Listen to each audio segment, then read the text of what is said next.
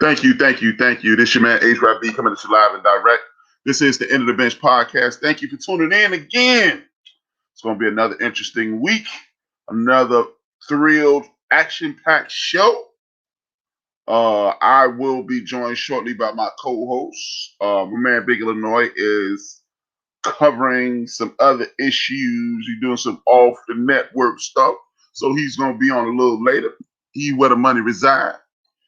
This is HYB. This is the End of the Bench podcast. We are simulcasting with Built for This Network on Built for This Network on Spreaker.com as well as here on YouTube. Thank you for being a supporter of the show.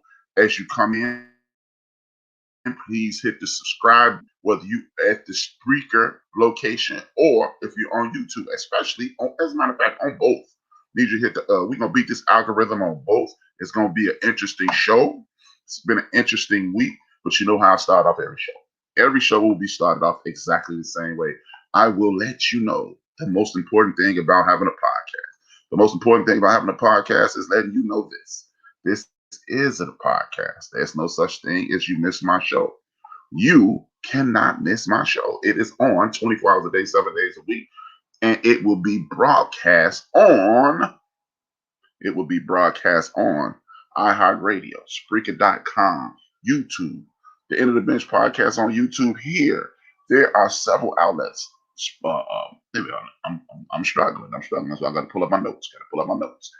YouTube, Spreaker.com, Apple Podcasts, Spotify, iHeartRadio, Google Podcasts, Castbox, Deezer, Podcast Addict. This is a live show, so mistakes will happen. I am HRAP-B. This is a podcast, as I continue to say. People always say, yo, Rap, I missed your show. No, you can't. Now, at the beginning of every show, this is what I do. And if this is your first time listening, it was told to me, I learned once upon a time that you must, anytime you're publicly speaking, you must pay homage to your ancestors. Your ancestors will send down blessings and protections to you as long as you send up respect to them. And as you send up the respect, I will send the respect to everybody, my family, my friends, and my family. This includes everybody connected to the Whitmore family, the Pollard family, the Bailey family, the Battle family, the Cotton, Harper, Chris Lansdowne, Liggins Duncan, and the Williams clan. We are always in the building. We have a myriad of things to talk about this week. As usual, we got a little NCAA. March Madness has started. It is March 2nd. This is my favorite time of the year. Minus Coke, we got a lot of NFL news. We got MLB news. We got a lot on the docket today, and I will be joined by my co-host, Joe Williams. He's in the building. What's good, Joe? How you doing, bro? Doing good, man. Doing good. What's up, everybody? Now, as I stated, this is a podcast. So, in the event that you want to participate, you can either go into the Spreaker.com or you come to YouTube and say hello, but make sure you hit that button. As the screen says, hit the subscribe and the like button. I got to be stuck in the building. Thank you for the support. It's always good to see you in the place.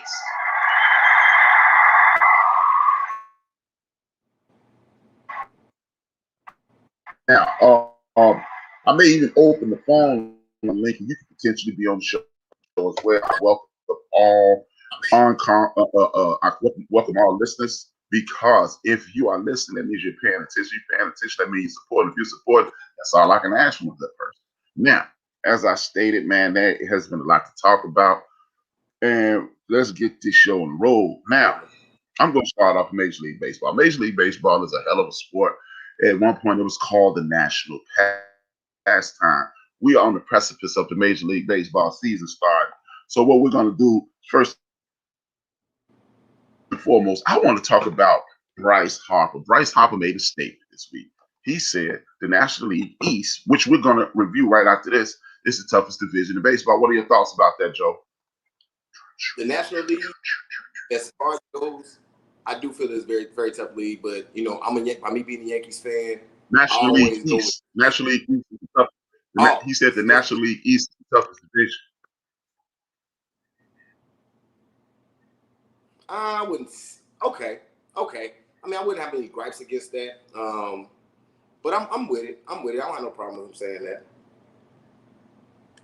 Well, a lot of people give you a lot of pushback, and one of the things that it is 162 games. Nobody really knows. Nobody Right. preseason has just started, and one of the beautiful things about baseball is this: like a couple years ago, you had a team that was struggling midway through the season. You had a team that was scuffling along. Nobody thought they were going to do anything. They traditionally come up short, and then they came out of nowhere and won the World Series. That would be the Washington Nationals. This is a division that holds the Washington Nationals. The Washington Nationals, we talking about, let me see, we are talking about, this is a live TV, this is a live show, that's why I'm struggling. But the Washington Nationals, the Atlanta Braves, the New York Mets, the Washington Nationals, New York Mets, the Atlanta Braves, the Miami Marlins, because they're the Miami Marlins now. We are looking at it. This is a division that is tough top to bottom. A lot of people, like, if you don't think so, I would be wondering. I would say, hey, what's going on? Why wouldn't you believe this? Because this is one of the toughest divisions in baseball. This is the place to be when you want to play some real live baseball. So the Phillies are going to be better this year. The Nationals are always in contention. We are looking at a myriad of teams that could take this division. We may as well go into the grouping, what a rating of this division. National League East, the Braves, the Marlins, the Mets, the Phillies, and the Washington Nationals. What are your thoughts? Who do you predict on taking this division? Okay. Think about winning the division. I mean, like you said, Nationals have always been there in regards to it. So I'm pretty sure they're going to be at the top of that cream of the crop in regards to them. The Phillies, man, the Phillies haven't been the best of the best for some time now. So don't finally see them doing anything. Love the Marlins. You know, they had ties to Derek Jeter, so you know I love them at this point now. And that's with the Russ. Let's see. That's about it. That's what I'm going with. I'm gonna go with the Washington Nationals. It's gonna take the lead on that. I don't think the Washington Nationals will be that good because they lost a lot of major pieces. They did pick up Kyle Schwarber from Chicago Cubs, which is going to give them some power now. Just give them a deficit. Did a lot of investing in Harper and other free agency. They were middle of the pack last year. Okay. Or the Miami Marlins. I keep calling Miami Marlins because I'm just used to saying that that's what they were from their inception. They won the World Series. It's the Florida Marlins. That's why I look at them that way. The Mets picked up two of the best pitchers. Well, they have two of the best pitchers in all of baseball. They have the bats to back this up. The Mets had poor health last year. That's why they didn't do well. And then, like I said, the Washington Nationals, I don't really see them doing a lot. And the Braves are the team that nobody. This is the year. The Braves came out of nowhere last year. This is the year that the Braves are supposed to be what they were last year. So with a year of seasoning behind them, a year of with a team that was supposed to come up this year, this is kind of like the Cubs in 2015. In 2015, everybody said in 2016 it's going to be the Cubs year. This could be the same thing for the Braves. This is why I am going to I'm going to pick the Braves with the Mets pulling up second. From top to bottom, this is an extremely difficult division to win. I'm anticipating the Washington Nationals not being very good, but because they have a history of not living up to expectations. But when you have big time pitching, timely hitting the defense like the New York Mets, this is why I'm looking at them. The Braves are solid top to bottom, solid pitching. They have a solid farm system. They are looking like the Braves of the Braves of the 90s. It wasn't early 90s. They were good the entire 90s. So I am going to go with the Atlanta Braves to do something in this division simply because from top to bottom, Bryce Harper he says a lot of things that are inflammatory. He allegedly didn't live up to the contract. We don't know who lived up to what last year because with the COVID-19 taking over the universe, you really don't know what will happen. Right. But Bryce Harper in my opinion, he's never lived up to the hype. I mean, he is a very good baseball player, but with all the hype he received coming out of high school, this kid dropped out of high school got his GED to go into the minors, and we went into the minors, he lit it up, and then he does have a league MVP, But when people speak about Bryce Harper, they speak of him as if he's a superstar. And if you're going to be a superstar, you need to have superstar numbers consistently. He's a very good player. He's an all-star. I can respect that. So I expect a lot out of the Florida Marlins. The next division is the American League East. Speak on that division. That is the Baltimore Orioles, the Boston Red Sox, the New York Yankees, the Tampa Rays, and the Toronto Blue Jays. Speak on it. You know, we already know. I'm rolling with the Yankees. I'm a Yankees fan. Been that for the longest time. Why? That's but why? Okay. When I first started playing baseball, why do you anticipate them being? Why do you anticipate them being good this year? Oh, that's just the whole. That's just the heart of me saying that's the Yankees. But as far as it goes, we're trying to put things back together. We willing to spend money on what we need: pitching, hitting, and defense. That's all it means. But why do you think they'll be good this year? Because you never count them out. They've always had great seasons in regards to this because of the timely hitting that they always have. The fielding that they have, the players that they bring together. It's the Yankee way. So that's why I'm always rolling with them. But then again, that's just in my. If you say that, okay, if that's the case, why wasn't the Cowboys good this year? Say what?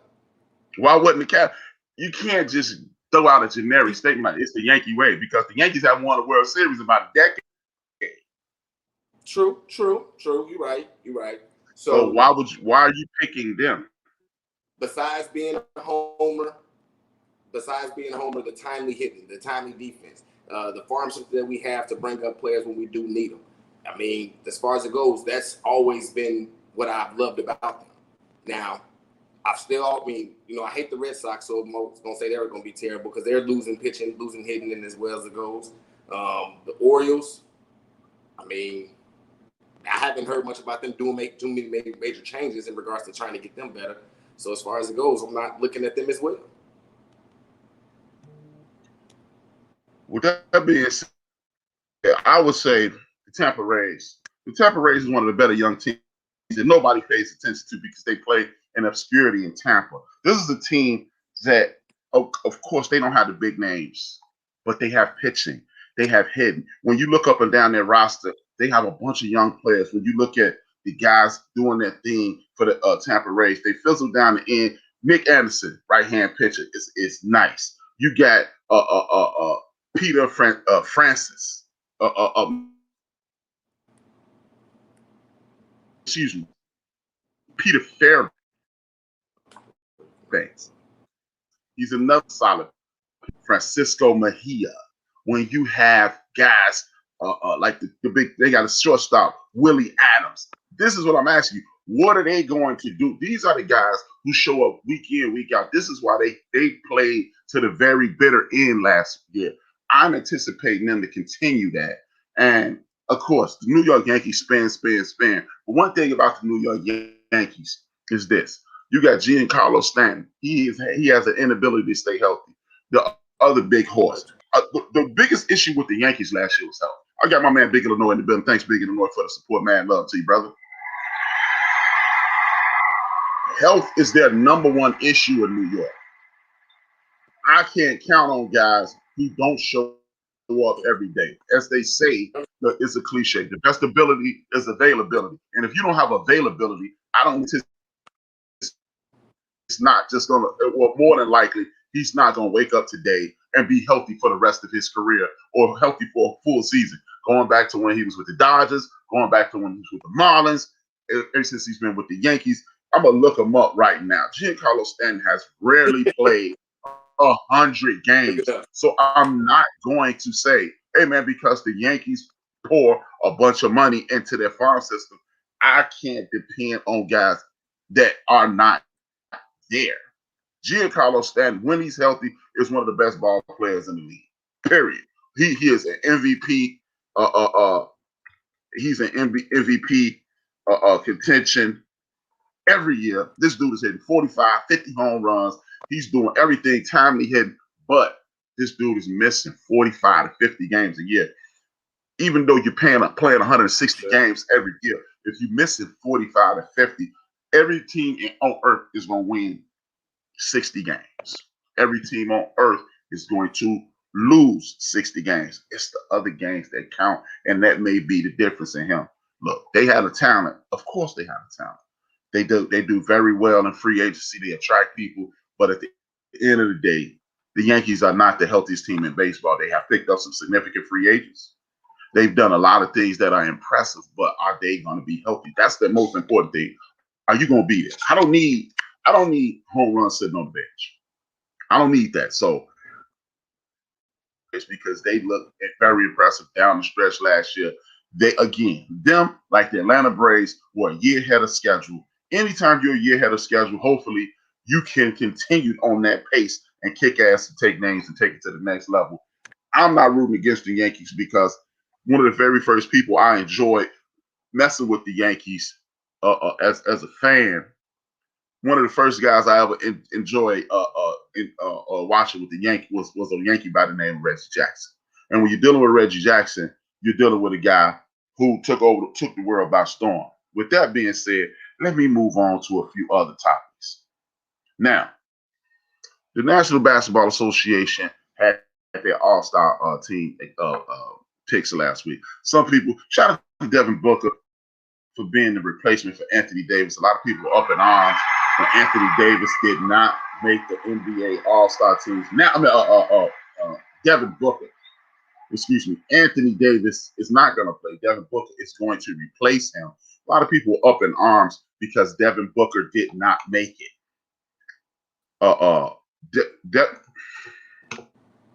Devin Booker did not make it. Thoughts on Devin Booker? Devin Booker did not make the NBA All-Star team. I'm glad he made it. A lot of people are upset that he didn't make it, but at this point, look, Devin Booker is an awesome ball player. He's an awesome ball player, but if you believe that a dude who's under 500 should be on an NBA All-Star team, to me, an NBA All-Star is the guy who elevates his team. I'm not a big giant Russell Westbrook fan at all, but you know what? Russell Westbrook teams are at least in playoff contention. Devin Booker is one of the most prolific scorers in the league. His game is being elevated by one Chris Paul. Chris Paul is one of the best point guards in the league. There's no doubting this. But when you are an NBA All-Star, in my personal opinion, I believe you should be in the conversation. Your team should be in the playoffs. Shout out to Lauren for coming in. Thank you for the support, Lauren. It's always good to see you. What are your thoughts on the NBA All-Star game and who did and who did not make it? I totally agree with you by getting Devin Booker to replace Anthony Davis. Perfect. As far as it goes, he was caught in that thing that that Dame was caught in them years back, being so many guards in the West. So as far as it went, I'm glad they got recognized. He finally going to see the day of light in regards to the All-Star game. I love it. Now, as far as it goes, KD got replaced, so my pick would have been Sabonis anyway. So I do like Sabonis being added in in regards to that. So they doing their thing. So that's what I'm loving. No, as far as it actually, goes, I know the draft. Actually, I don't. Huh? I don't mind Devin Booker not being on the NBA All-Star team. I'm glad he made it, but I don't mind him not being on the team because, to me, as I stated, an NBA All-Star is a guy who is elevating his team. I mean, when you look at Bradley Beal, him and Russell are finally healthy, and they are All-Stars. Jason Tatum elevates his team. Kawhi Leonard, Jokovic, all these guys are elevating their team. And look, I like Devin Booker as a ball player, but when you're an NBA All-Star, your team should be over 500. For years, me and Big Illinois was talking about this last year. Everybody had a love affair with Mitch Richmond, but Mitch Richmond team was playing like trash every year. He was making an All-Star team. I don't understand how you're NBA All-Star and your team under 500. That's just me. That's just me. You're not an NBA All-Star if your team under 500. Period. Point blank. I can't hear you.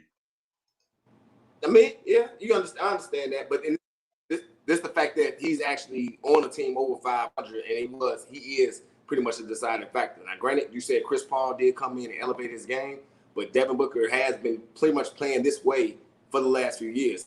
It's just that the team is actually now starting to win. That's the thing. That's to me, that's what NBA All-Stars do. When you show up, y'all start winning. I mean, anybody can see this. This is the lifelong argument I'll have. I have this argument to the day I die. I don't care about your stats.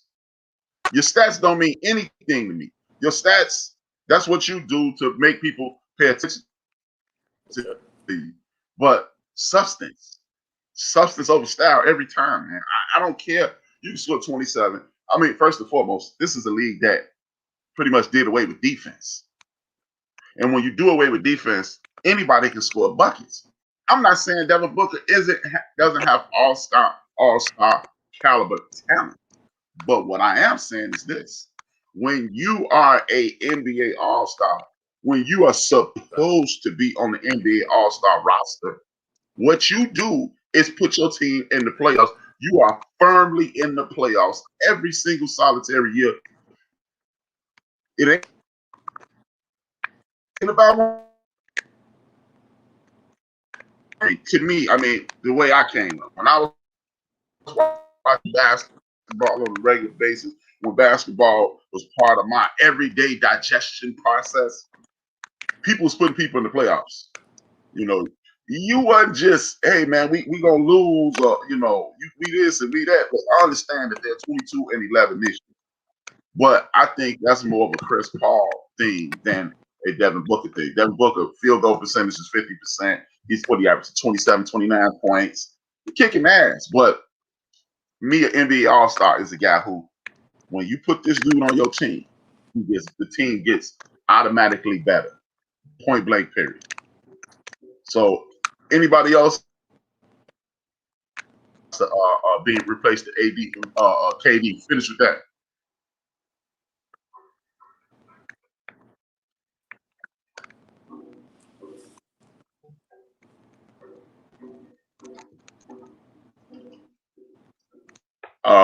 You can't hear me?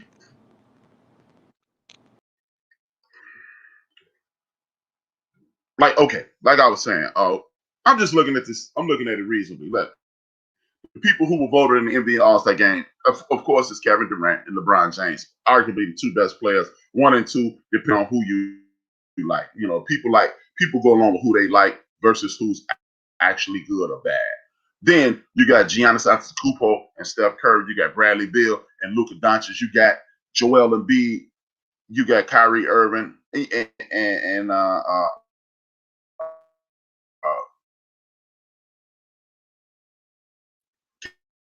Irving, McLevine, Julius Randle, Ben Simmons, and Dominus Sabonis. Now, on the other end, you got Devin Booker, you got Zion Williamson, you got Chris Paul, Donovan Mitchell, Dame Lillard, Rudy Gobert, which, this is another guy that I don't think is an NBA All-Star. Look, no more than I thought Mark Eden was an NBA All-Star. Get at me, whatever. If you're upset, let me know. I'm gonna put the link in the chat room. If you disagree, it's in the street chat room. It's in the YouTube chat room. But I don't think some of these guys are NBA All-Stars. Point blank, period. That's it. I'm through talking, because again, to be the NBA All-Star, the Major League All-Star game, and the Pro Bowl, in my opinion, are for the best of the best, especially the NBA All-Star. I don't have a problem with people not making the NBA All-Star game because of who they are. Oh man, I'm the man here, and this, that, and the third. But I just have an issue with guys who just put up numbers. Y'all hear me say this every week, and I'm gonna continue to say it every week. Look, if you want to be on an All-Star team, make a difference. I don't need people to just put up 25, 8-8, and 29, 5-3, and just look good on the highlights. That's what it's turned into. Highlights. Who cares about the highlights? It's not me. I don't really give a damn about the highlights, because the highlights are not making the game experience. It's not making the game exciting. It's what you do when everything is on the line. It's what you do in the fourth quarter. It's what you do when you're down 8-12 or 10 or what have you. What do you do? Because I can consistently say, I saw my man Rasheed Wallace, one of my favorite players of all time, finished in the quarter, going to the fourth quarter with 28 points, and 8 rebounds. He finished that game with 31 points and 9 rebounds. When you look at the stats, you're looking at a dude and you going, God damn, he had a monster night. He totally disappeared in the fourth quarter. At that point, the Portland Trail Blazers lost. I'm not saying that my man ain't good. I'm not saying that he's not a quality ball player. But what I am saying is this. When you are dealing with a guy like this, when you are dealing with specifically statistics, they are like a bikini. They show you a lot, but they don't show you enough. They don't show you everything. Anybody can put up numbers in this new NBA. It's like the NFL. Anybody can get 100 catches. If you're going to base who you are and what you're talking about on a 100-catch season, then you're going to always be falling short in regards to what I see. Terms like defenseless receiver, terms like you can't touch a person, you blow past somebody. That's why it's so many 4-point fouls at this point in the National Basketball Association, because nobody's playing defense. You get too close. They're trying to, I'm going to get into the politics of it. They're trying to attract eyes. And in order to attract eyes, you need highlights and point scores. And the only way you can have highlights and point scores is to call the game very close. So if you can't touch, if you can't have any physicality in this game, what's going to happen is people run up and down the court shooting ridiculous threes again. Look back at what me and Big Illinois was talking about a week ago. It's fast break against the Washington Wizards. And what you see, it's a 4-1 fast break against Bradley Beal. He's the only defender in the back. And what did you see? You see 3 guys stop at the 3-point line, which is ridiculous. That's raw dog ridiculous. So this is a revenue generating thing, because you see all these threes, 12, 14, 16 3-pointers attempted every night. You've made this fictitious thing, and you promoted this media farce saying, hey man, it's a new style of basketball. But it's not a new style of basketball, because every year in the playoffs, the team that has the inside and the outside presence wins. So it isn't that. I got my man Dion in the building. Thank you, Dion. Thank you for the support, my brother. Please hit that subscribe. Please hit that like button. And if you want to be a part of the Under the Bench podcast, the link is in the chat room. I'll leave it in there again. If anybody wants to come in or refute anything I'm saying, please feel free. It's about a fair exchange. If you want to refute anything I'm saying, but back to what I was saying. Hold on, Dion said something. Everybody's shooting damn near from the half court these days. Exactly. That has no well, it does take a bit of skill, but there's no strategy in that. And this is why for years people said you live by the 3 and you die by the 3. Every athletic competition in the history of the world is about attrition. Attrition will get you where you need to be. Look, you lift all those weights, you do all that conditioning, you should be eating right, you should be getting proper rest, because I am going to press you. But if you're taking 36-foot jump shots and people are shooting between the coaches' lines, there is no strategy. Then you won't get tired. Now, if this is why the Spurs were so successful for years. This is why other teams in the NBA never attempted to live by the 3, because when you are shooting a gang of threes, even if you get hot, what I'm going to do is slow the ball down on the other end. I'm going to make you work on defense. People assume, again, I've said this 1,000 times, people assume that you shoot with your hands and your arms. You shoot with your legs. The form is with your arms. Your stroke is with your arm, but you shoot with your legs. There's a specific height. Your muscle memory gets you a specific height off the ground every time. Your follow through is everything. But when you're a little, when fatigue sets in, that's when your jumper goes awry. You take a Steph Curry with an excellent jump shot and turn him into a very good jump shooter. You take a Clay who's a very good, and you turn him into, he's great. You turn him into a very good, and you put yourself in a position to whereas every time up the court, you are taking a little bit out. You're taking a little bit of energy away from each player. You are wearing these people down on a regular basis. And this is why I don't honor the stat game. Kobe Bryant was a 48% or 44% career shooter. I dare you to leave him wide open. See, those stats, he was a 44% career shooter. There's nobody living or dead or anything with anything that resembles a brain that will allow Kobe Bryant to shoot a wide open shot, because, hey, man, he's shooting 44% from the floor. I'm a man, Deacon Dale, on the Spreaker side of the game. What's good, Dale? Thank you for the support. It's always good to see you there, man. I dare anybody who's ever watched a basketball game to leave Kobe Bryant wide open, to leave Michael Jordan wide. Michael Jordan was, I think, a 29 or 31% three-point shooter. Leave Michael Jordan wide open if you want to for a three-point shot, and you're going to lose every time. So those numbers, that's good for the barbershop, and that's good as you're teaching your young people how to play. But the guts of the game comes from your guts. I got my man D Gray from X Squad Radio in the building. Thank you for the support. It's always good to see you, brother.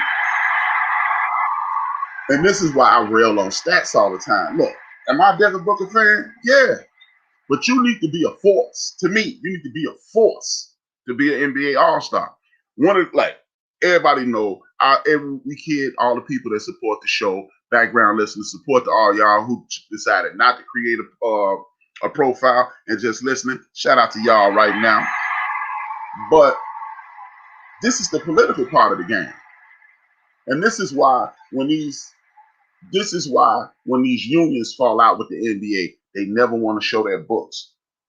They took away defense and they enhanced the three-pointer because that is enticing to the eye. To the neophyte basketball fan or the casual fan, that is enticing. To see my man Steph Curry do the shimmy and all that stuff that he's doing, that is enticing to the tradition, just the casual fan. But what it really does is takes you to yahoo.com, all those gambling websites, ESPN.com, and all those ridiculous sites that have fantasy football, fantasy basketball, fantasy baseball. That's where their money is being made. The revenue is being made there. See, we don't, as casual fans, we don't pay attention to that. That's why they overhype that. Because, see, it's not a whole lot of fantasy points in Joel Embiid being a standout basketball player. That's not enticing because it's slow, it's methodical. They told you that the San Antonio Spurs were the worst thing to watch. My man Shannon Sharp is on TV every day calling them broccoli. And he's calling them broccoli because it's not enticing unless you're an old guy like me who used to seeing the Kevin McHale's of the world and the Chris Rubbers of the world and the Kevin Garnett's of the world operate in the painted area. That's slow, that's methodical, that's not eye-catching. But when you are looking at other people do their thing, when you are looking at the majestic part of basketball, and that's what I fell in love with. Yeah, Dr. J was my favorite ball player, but you know what? Dr. J knew lay it up on the left side with his left hand, lay it up on the right side with his right hand. He could take you off the dribble. He had the bank off the glass. He could do everything. Dr. J, as an ABA player, was one of the better. As a matter of fact, I put up a video the other day showing you that if you counted Dr. J's ABA statistics, he would be a top 25 rebounder. You don't get that in the NBA because you don't get any of that information because it's for guys like me. It's not eye-catching. It's not eye-popping. It's not, oh, I'm in love with this, because no one is in love with that. But if you truly start watching what's going on, this is why, in my opinion, the Golden State Warriors were one of the best teams ever because they did a little new school and a little old school. Yeah, we love Steph Curry. He shoots from half court, he shoots from here. But what you didn't realize is due to back cuts and posting in the paint that the Golden State Warriors do that 5. But again, all ESPN showed you was the fact that Steph Curry was a cold-blooded assassin from deep. My man Dion said, this is why I hate to see the Carmelo Anthony's run up and down the NBA All-Star court while the Knicks were in the basement. Exactly, Dion. Because Melo should have been elevating that team. And again, this is another guy that I truly, truly enjoy watching, Carmelo Anthony. But if you are going to be a all-star, look, back in my day, all-stars took your team from the basement into the playoffs.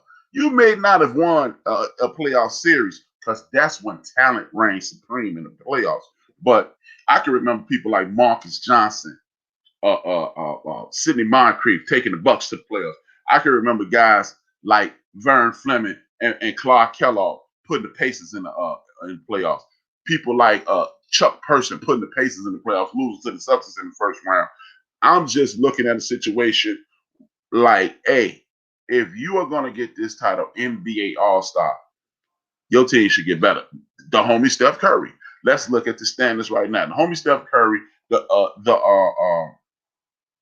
Golden State Warriors were clearly in the basement last year, but Steph Curry come back, 3 games over 500. Now they're still missing one of their better players, but the team is it is a market improvement with Steph Curry there. So this is why I say, hey man, you may put up all-star numbers, you may put up all-star statistics, but you may not be an all-star. Again, I could go chapter, book, and verse about guys that I like versus guys who are getting it done. Nobody cares who you like. It's not a love affair. We're not talking about dating anyone. We're talking about what should be the very best players in the National Basketball Association. Kyrie Irving is another one. When you look at Kyrie Irving play, you say NBA All-Star, but every time he shows up, a team gets worse. When he had the Cleveland Cavaliers to himself, they had the first pick in the lottery. Now, I'm being disingenuous in regards to that because Kyrie Irving spent the vast majority of his career injured. So when you are injured on a regular basis, I can't hold you to the same standard.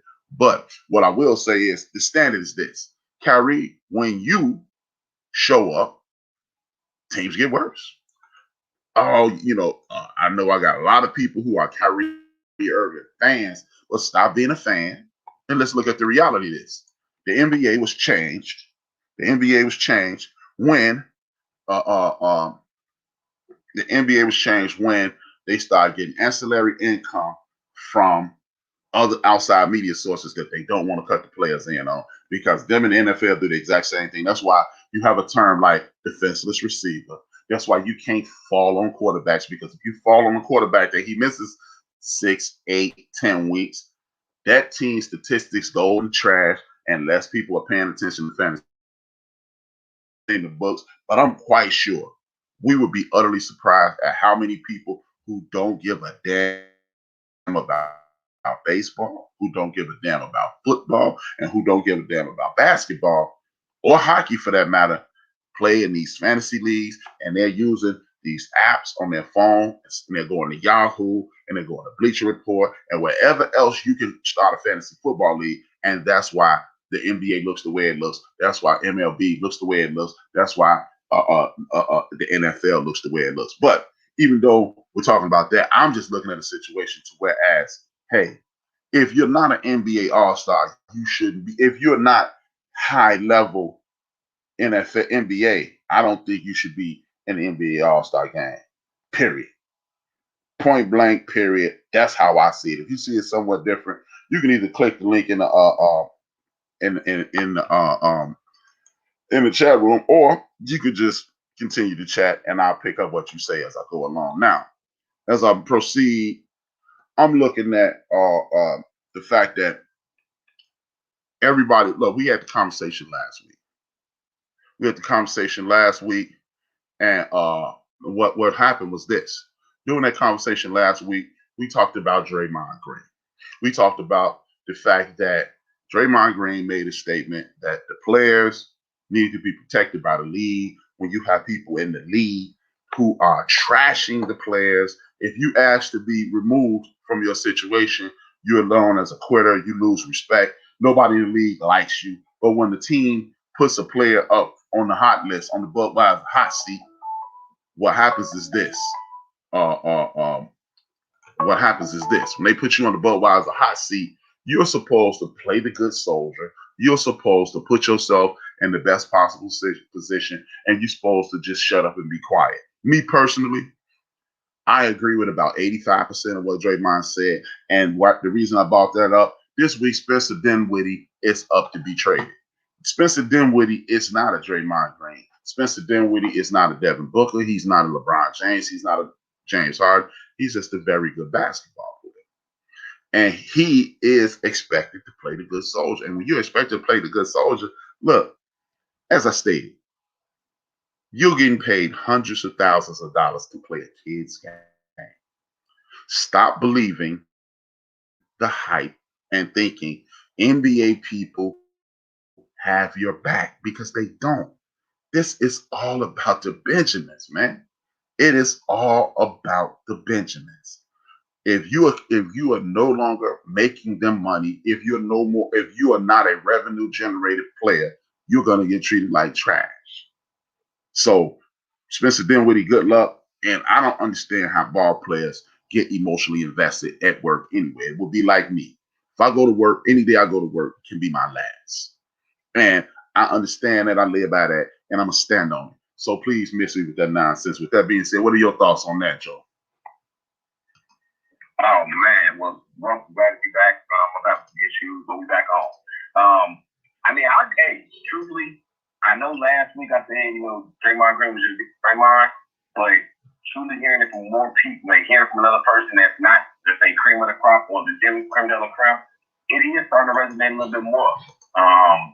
Now, I wish Spencer Dinwiddie was the best in regards to what he's trying to do in regards to free agency. I know he got injured last year, so his Nets ain't looking at him the same. Especially when you start talking against the NBA. No, Spencer Dinwiddie didn't say anything. He's up. He's on the trading block. They're about to trade him. They're doing their very best to replace him on the team because they need big men. They need to replace him. So he's expendable. So he's the dude that's gonna go. Oh well, peace out. I mean, that's how it is. I mean, as far as it goes, there's no loyalty when it comes to quote unquote management trying to win championships. They want the players to be loyal, but they're not loyal. So as far as it goes, if they can get rid of his position in regards to if he's not playing, and they can bring one of those big men in, that's what they're gonna do. It's your time on like you said, your time on the trading block. Yeah, I mean, Spencer Dinwiddie is a solid ball player, but my point is this: why do people get emotional with players, but they don't get emotional with teams? I just was talking to my cousin before the show, with this Deshaun Watson thing. Somebody posted in the End of the Bench podcast group on Facebook that Deshaun Watson, the Bears have an honest offer on the table for Deshaun Watson. Me and another dude posted it in the comments. I wouldn't take it if I was Deshaun Watson. And my cousin fanned out. Oh, y'all speaking negative about the Bears. I don't give a damn about the positivity or the negativity when it goes to the Chicago Bears. What I do know is this: Chicago Bears traditionally don't spend money. The Chicago Bears, in my lifetime, have drafted one offensive Hall of Fame, one offensive or skill player Hall of Fame. And they may have some offensive linemen that I'm not thinking of, but as far as I know, there's only been one in the 51 years of me living. The Chicago Bears have only drafted one offensive Hall of Fame. There's only been one dude who they've put on the Chicago Bears on offense that's going to that is in the National Football League Hall of Fame. So if you're Deshaun Watson, why would you take the chance on going to that team? No, I'm not going there. Now, you can fan out and talk about who you like or who you don't like. Nobody cares. See, that's the problem with sports fans today. We're having a conversation, and sports fans want to talk about how they feel. Well, you can feel any way you want to feel and be dead ass wrong. The Chicago Bears don't take care of their players. So if I was Deshaun Watson, I believe it's a setup. If he goes to the Bears, if Deshaun Watson is listening now, I would tell my people, no, I'm not going to Chicago, because Chicago, for one, they have a tradition of not playing players. The second and most important part of this, Chicago Bears don't put good players around offense. They have a shaky offensive line in their own right. They're about to lose their best skill player. They don't have a consistent running game. They don't have the best coaching staff. Why would I leave the frying pan and jump in the fire? Or why would I get out of the fire and jump in the frying pan? No, if you're going to get out of the fire, you go somewhere like Miami. You go someplace where they need it. If you even go to Oakland, you may not win in Oakland because John Gruden they haven't put put together a prerequisite defense to get you over the top, but at least you have the offensive weaponry to be a contender. You can make, if they can be 8-8 with Derek Carr, they can win 10 to 12 games with Deshaun Watson. Full stop.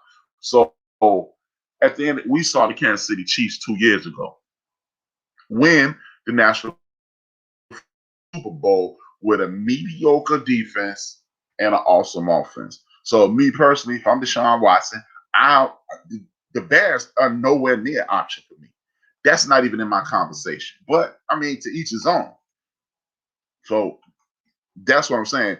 This whole idea about, I don't need to see, again, this goes along with the propagandized media, that the information that we call media. Because Spencer Dinwiddie is going to get traded and dismissed. No, everybody's going, oh, well, so what? But hey, or your feelings only hurt when you're an NBA superstar? Your feelings only hurt when you Kyrie Irving, or Drummond, or Blake Griffin? Because that Spencer Dinwiddie got his feelings as well. So where's the uproar for this? See, again, this is why I promote my show the way I do. It's not for the dudes who sit around and be dictated to. Nobody cares how you feel. What are you talking about? See, I really like, I feel. That's why you got dumbasses in the sports conversation talking about they hate Kobe. They hate LeBron. I don't like. You don't have to be a fan. But respect the game. Respect the game. And if you're going to be Draymond Green, Draymond Green is speaking up for everybody. But this is something, everybody was like, oh, well, Kyrie this and Kyrie that. Guess what? Spencer Dinwiddie probably got kids too. Spencer Dinwiddie has been moving around for quite some time. He's been comfortable there in New Jersey. Nobody's talking about the fact that Spencer Dinwiddie would help the New Jersey Nets become an attractive spot, and now y'all getting rid of him. Well, I've seen this before. Adrian Dantley, my man Isaiah Thomas got Adrian Dantley run out of town for my man, a fellow Westerhouse alumnus, Mark Aguirre. Nobody talked about Adrian Dantley. Adrian Dantley helped put the Pistons on the map. And when Isaiah Thomas's friend became available, he got run out of town. But if Adrian, like when they talked about, like, I didn't like the fact that my man Draymond used the phraseology of Anthony Davis and Paul George forced their way out of Indiana. No, they didn't. All they did is what everybody said they should do. Don't just leave. Let us know so we can do what we got to do to get compensation. Anthony Davis said, I'm not going to resign.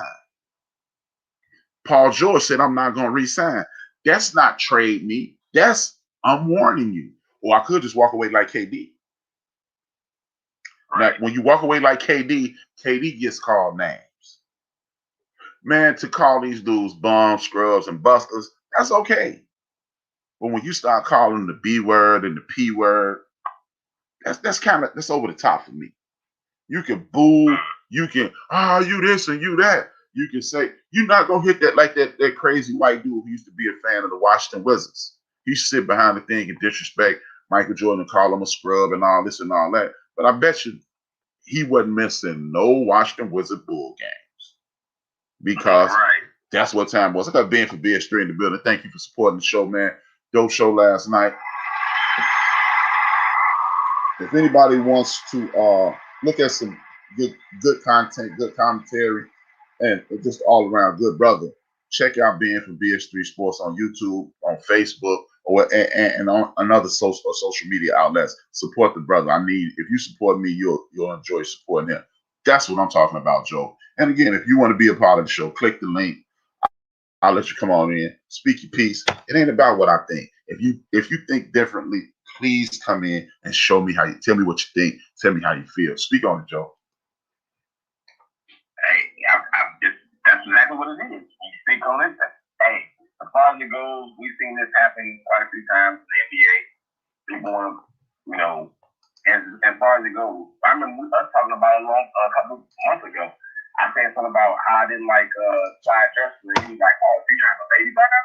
And ever since then, that has changed my whole mindset of how I I don't know if they rate players or pretty much how I talk about the players in regards to if they're doing good, they're doing good. If they're doing bad, they're doing bad. But it ain't about how I feel about it. It's about what they're actually doing on the court. So I'm with you. Yeah, it's just what's up, my man, number one Chief Rocker, Jerry Vern in the building. Much love to that brother. Thank you for support.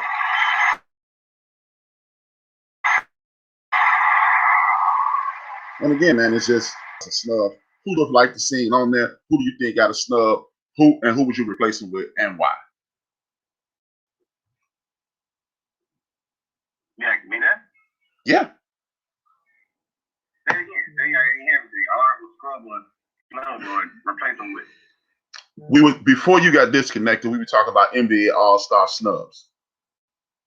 Who do you think got snubbed, and who would you replace him with, and how would you correct that problem?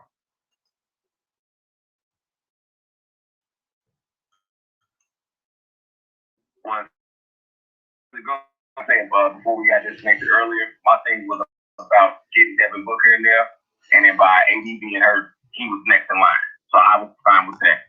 As far as the East, it was Sabonis from the Pacers.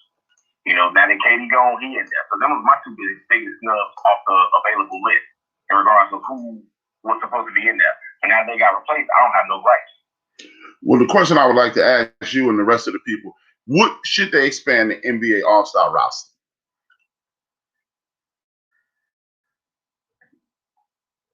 I would love that. Because as far as it goes, I mean, I know baseball talks about it more so getting somebody from every team. No, that's actually what they do. Major League Baseball has a player from each team on the All-Star team. Well, I mean, yeah. So that's what it should be. Because you do have a quote-unquote star or best player. They have a best player on each team. So as far as it goes, there should be, one representative from each team. So I would like that.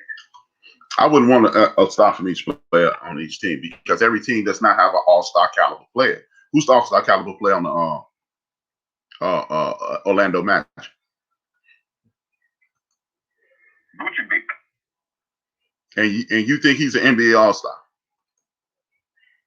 I mean, yeah. Okay. He's a great point court player in regards to what the East is doing. So yeah. Me personally, I would like to see them expanded, but I wouldn't go with one player off every team because that's how you really get in my opinion, that's how you would really get a snub. Because me personally, I don't think Rudy Gobert is an all-star.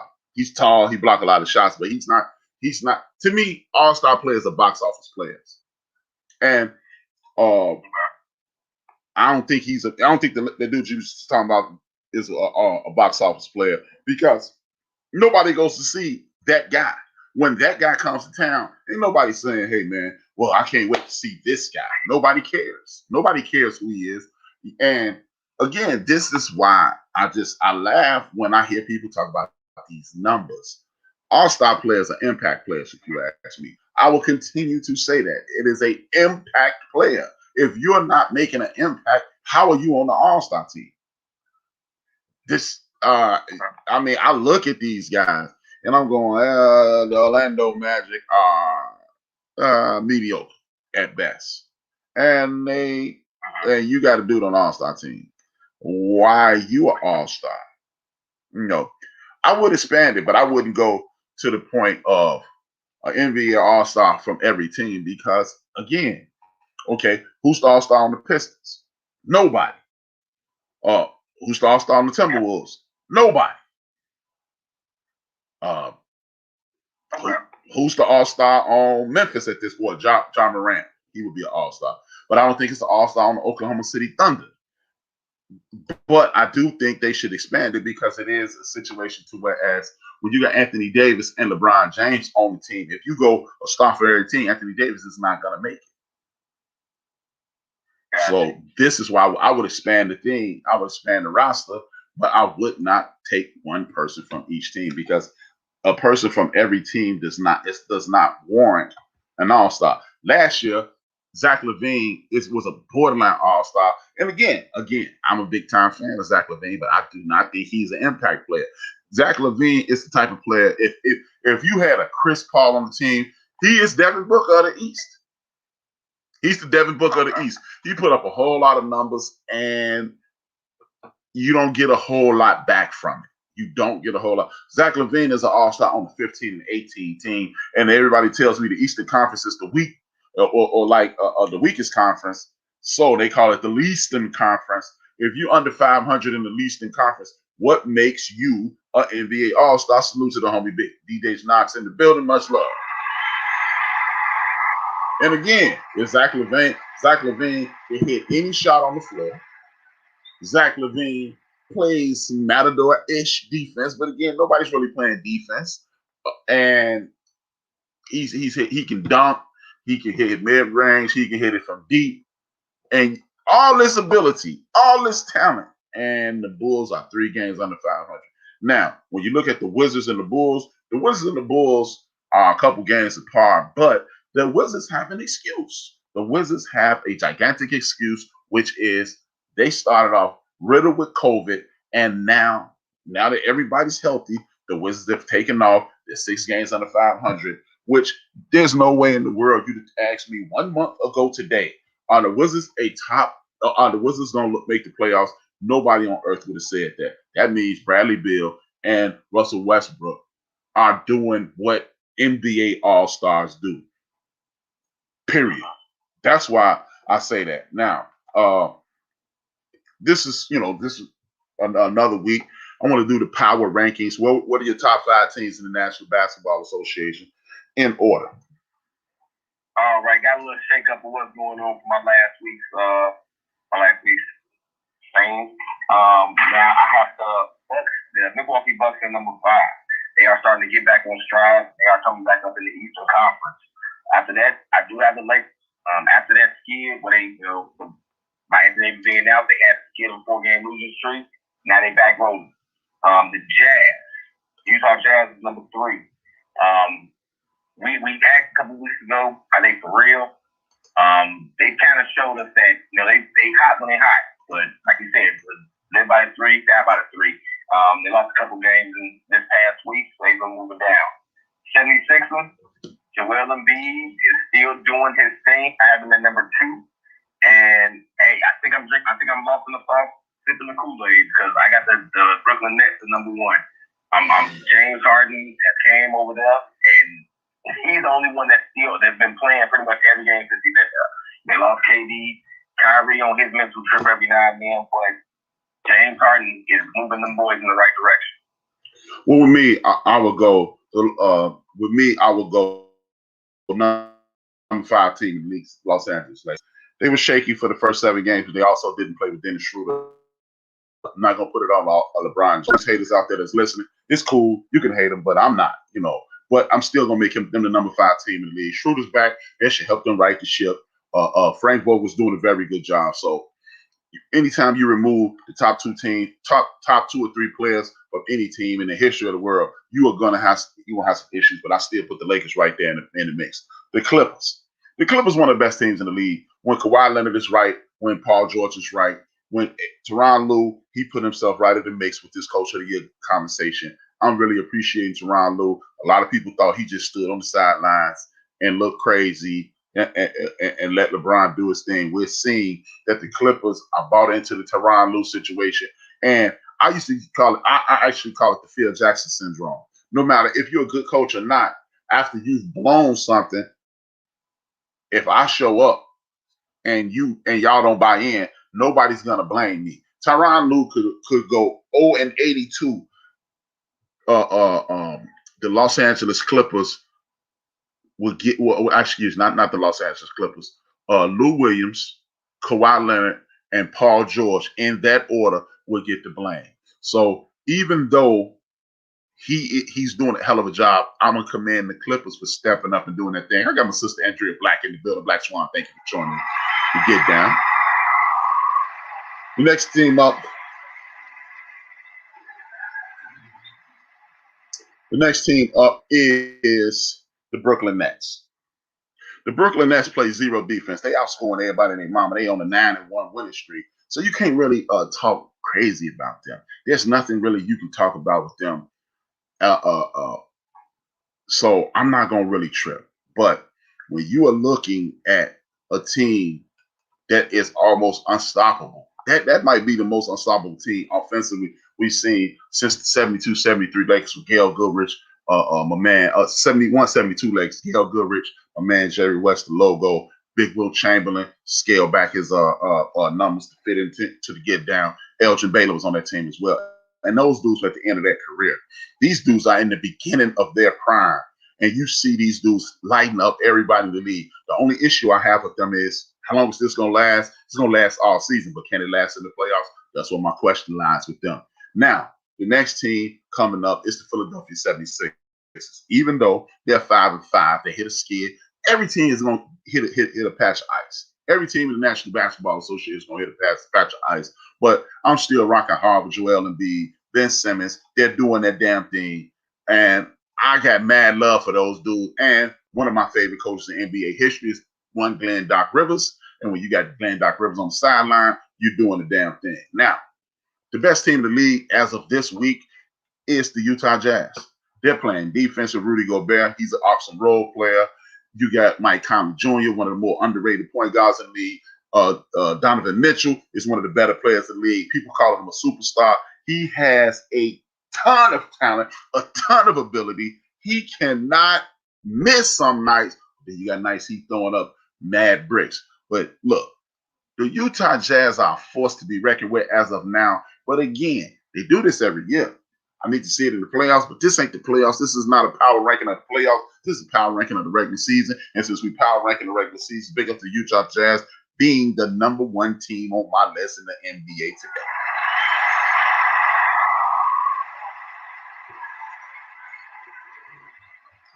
My man D Great got a little conversation with us on Spreak. He said, go back and watch most of those old school games, the All-Star games. You might start watching this trash. They pimp us to see. I really don't have an argument with who should be on the All-Star team because my interests are not there right now. If your offense is jack up 3-pointers all game, trust and believe your team will not win an NBA championship. Thank you for bringing it hard and bringing it strong. D Great, he in the building at all times. Mad love, mad support from my man D Great. Mad love for you, man. But you know what? I'm going to tease you while I got you there. I got your attention. I ain't seeing you in the chat room in a minute, so I'm going to go ahead and hit you with the D Great since I ain't seen you in the chat room. But that's just for D Great. That's only for D Great. It's for fun with D Great. That's my man. Much love. But yeah, man, that would be my power rankings. And look, again, like I said, I'm not saying that this is the team that's going to win the NBA championship. What I'm saying over the last 7 days, the Utah Jazz, up until this point, the Utah Jazz have been a force to reckon with.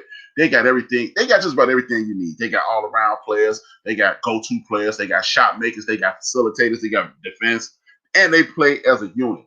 That's the most important thing. And again, this is what I'm talking about. This is why I don't consider Rudy Gobert an NBA All-Star. When you are an NBA All-Star, somebody can give you the ball and you can make it happen. Or, yeah, you can make it happen. Period. Point blank, period. You don't have to be a top tier player to be an NBA All-Star, but you have to be able to make it happen. They used to put guys like James Donaldson and Mark Eaton in the NBA All-Star game, which was an insult to everybody and everything going down. Zion Williamson and a couple other NBA All-Stars have pulled out of All-Star weekend festivities. What are your thoughts on that? I mean, as far as it goes, yes, I kind of saw it coming. I hate that they. I didn't just pull out the event, but not for the All-Star weekend overall. Because the events, they pulled out of All-Star events, the 3-point contest and the dunk contest. Shout out to my man Larry Brandon, who just let me know he tuned in. Big ups to Larry Brandon in the background. I mean, like I said, as far as it goes, we kind of saw this coming.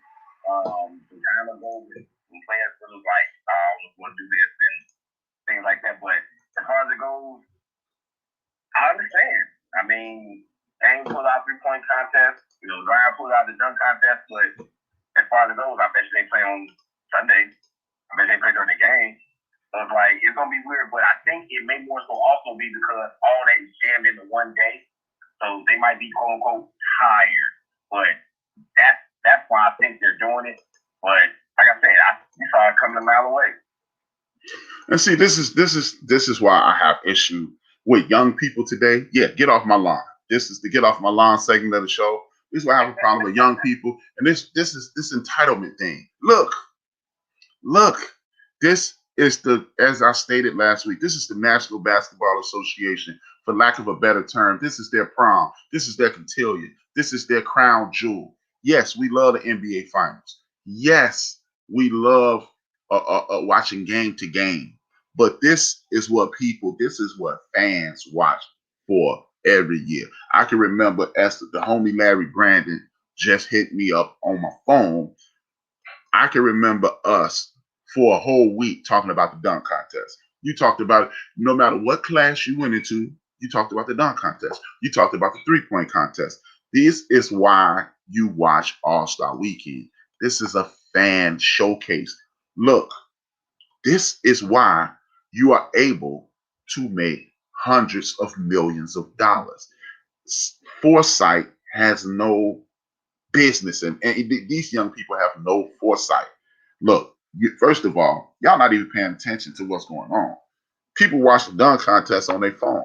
People don't even watch a whole lot of TV. This again goes back to this is why the National Basketball Association, the National Football League, and Major League Baseball won't open up their books because they get money off streaming. If you want to continue to make $150, $200 million, go out there and do this extra event.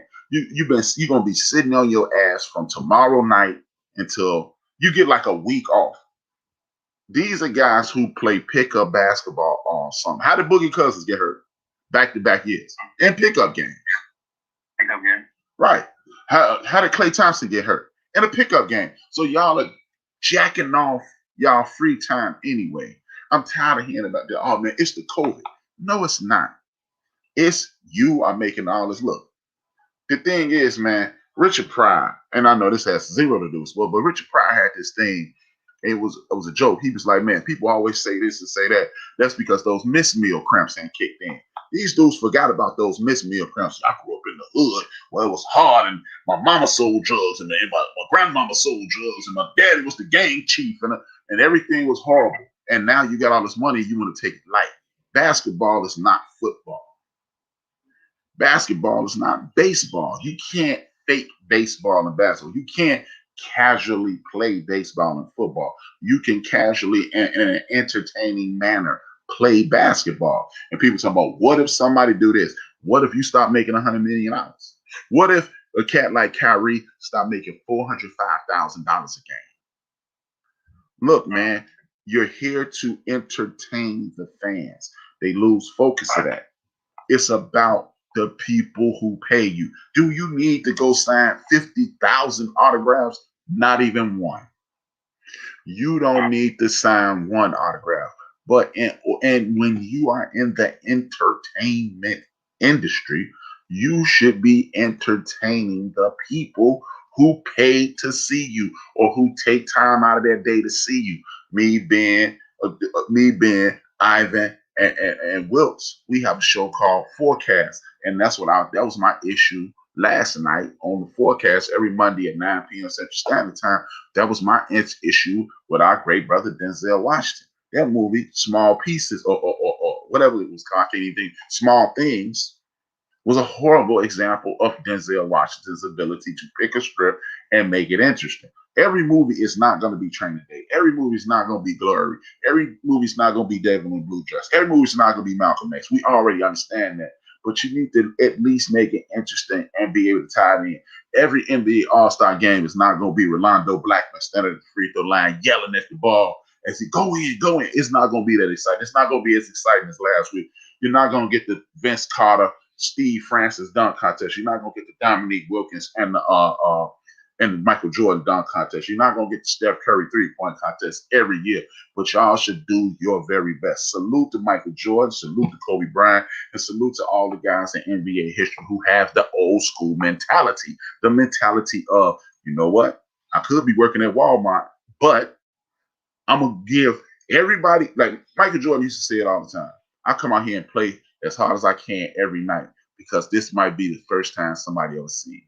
And I think that's what's wrong with these new players. Oh, I can only play 62 games because it's load management. Man, y'all are flying around on private jets. Y'all getting $800-900 per diems. As a matter of fact, Shaq's per diem was $900. So they might be getting $1,100, $1,200, $1,300. Like you're getting a stack a day outside of your pay. You're sitting up in some of the greatest hotels in the history of the world. You got chefs, you got physical therapists, you got all kinds of all this care, and you can't exert yourself just a little bit extra. I have a problem with this. Look, the NBA is the NBA is an awesome game to watch, but I just don't think this younger generation is so much entitlement, and it's very little lateral thought when it comes to discussing these things. These people just don't care. And yeah, so when you want people to take you serious, I'm not gonna be one of those. And I'm just I'm not up with the nonsense. With that being said, one of the biggest stories of the day, the Atlanta Hawks head coach was let go today. The Atlanta Hawks are not doing very well. I would be foolish to say, hey, wait a minute. But I am going to be foolish. You know why? Because this dude is this dude is 7 games under 500. What are your thoughts on the Atlanta Hawks getting fired today? Okay. Or yesterday? At first glance of it, it was like, dang, another one bites the dust. But then more reports came in. Reports looking at their record, they're not doing the best. Even though they had, did make the changes to try and get to the future in regards to what they're doing. They're getting a lot younger and things like that. But as far as it goes, more reports came out that they don't listen to them. So pretty much new voice needed in that time. Management listen, got rid of the coach. Moving on. I forgot to salute my man Pee Wee, aka Donald Goins. Thank you for the support, my brother. It's always good to see you, brother. It's always good to see you. Let me see you a little more, man. Let me see you a little more. I think it's some nonsense. Again, get off my lawn time. We'll pull out the soapbox again. These young boys want to run up, and this is a job. There is nowhere in the world, there's nothing in the world to say you have to like the supervisor. Because okay, at the end of the day, the head coach is the department manager, the assistant coaches are the supervisors. Do what the hell they saying. These guys have been playing this AAU basketball, run up and down, running gun. Just like last year, I don't know how good this coach is, but you know what? I don't know how good an NBA coach he was. There was the Jim Boeheim or Bynum, whatever his name was. He used to coach the class last year. One of their complaints was, we don't like the name of his plays. And then the second complaint was, he got us running plays. Hey, bro, that's the job. That's the job. That's the job. That is the damn job, man.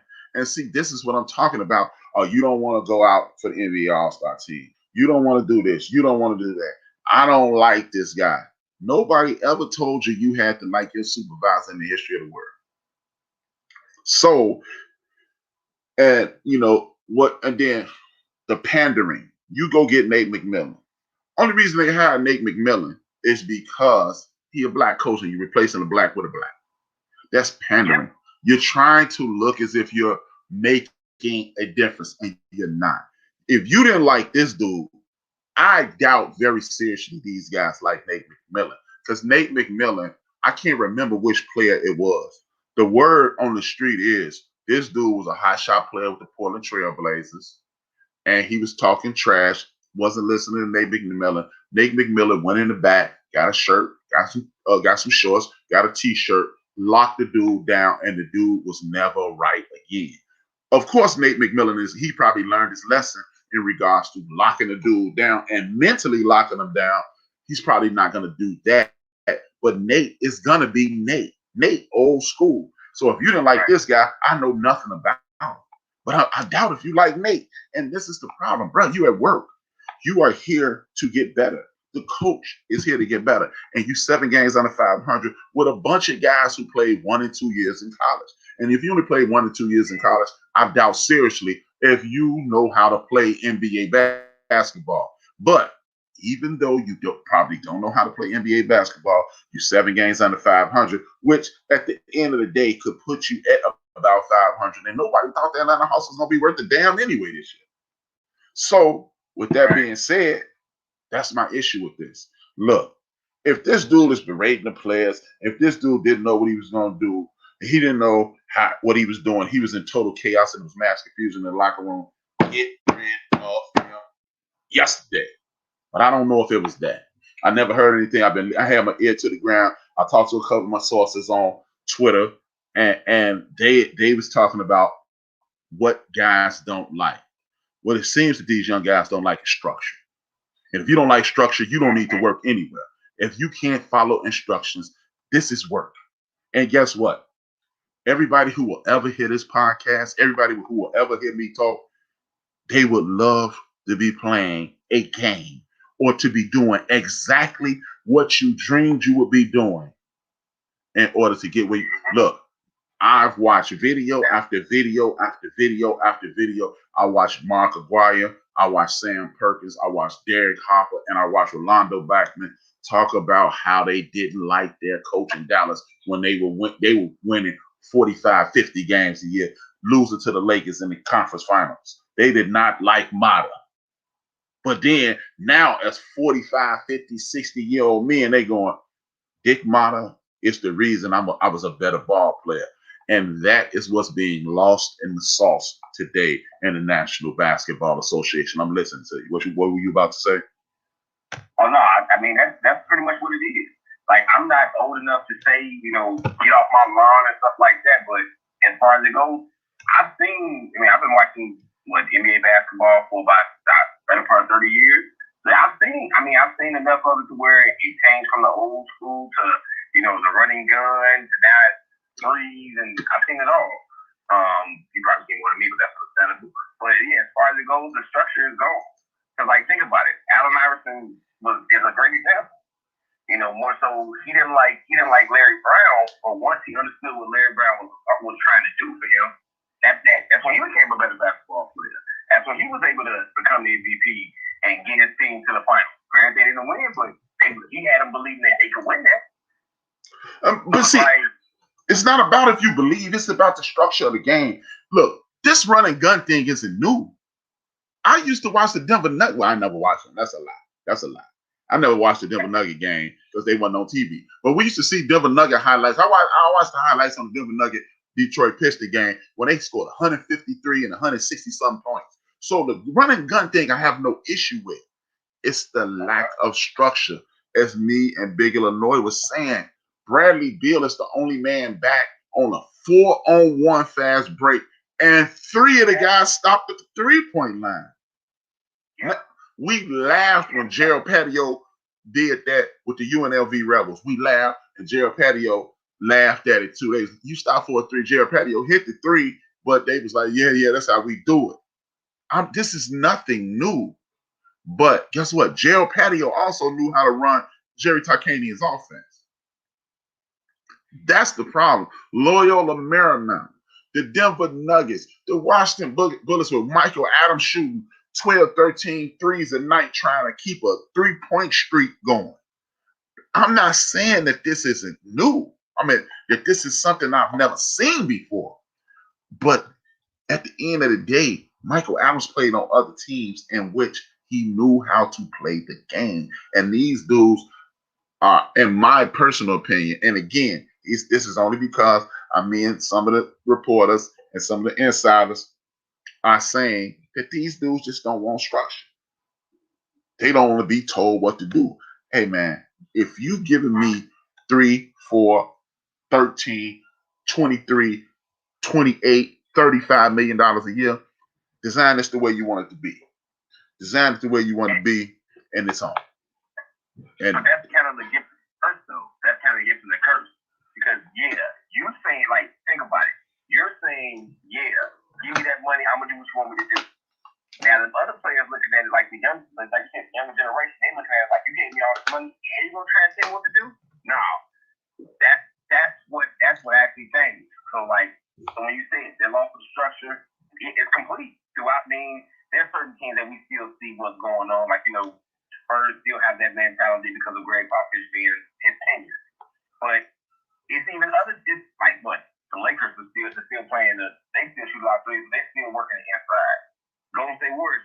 No, no, no. I'm not talking about inside out. I'm talking about being able to execute a pick and pop, a back pick, being able to play basketball. It seems on my end, and these people who I'm talking to on Twitter, these dudes they want to run and gun with reckless abandon. And check this out. The teams that want to run and gun with reckless abandon and lose and keep losing, the Detroit Pistons, the Orlando Magic, the Cleveland Cavaliers. They running and gunning and getting their ass beat. You need to be listening to whatever the coach says so you can get better. Shout out to my girl, his gift in the building. Much love. Good to see you. That's what I'm talking about. And hey, bro, why you think we paying you this money? To do what the hell we say on the basketball court. I can't tell you what to do at home, but at work, I can tell you what to do. I'm gonna tell you what to do at work.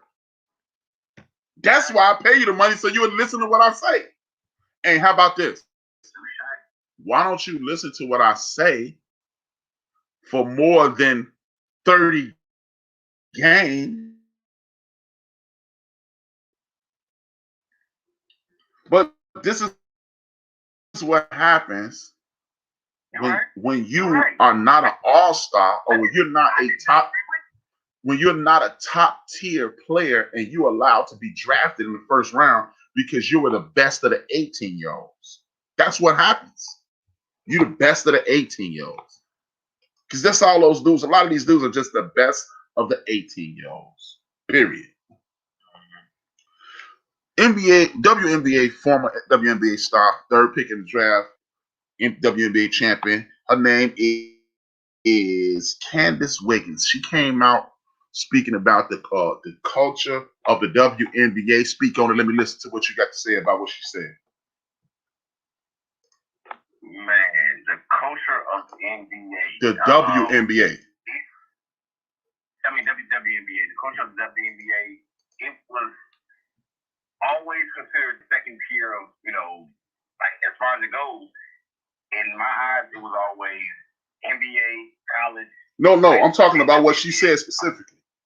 No, I'm getting it. Okay, go ahead. No, speak on it.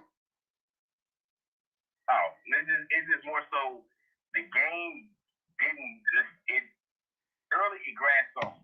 It grasped on early.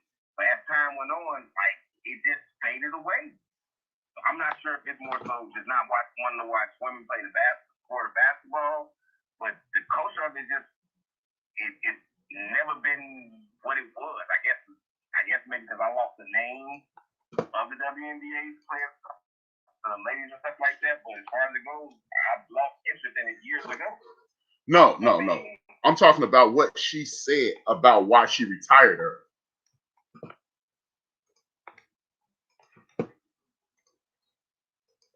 Why did she retire early? When she done? No. Well, Candace Wiggins won a championship in 2012.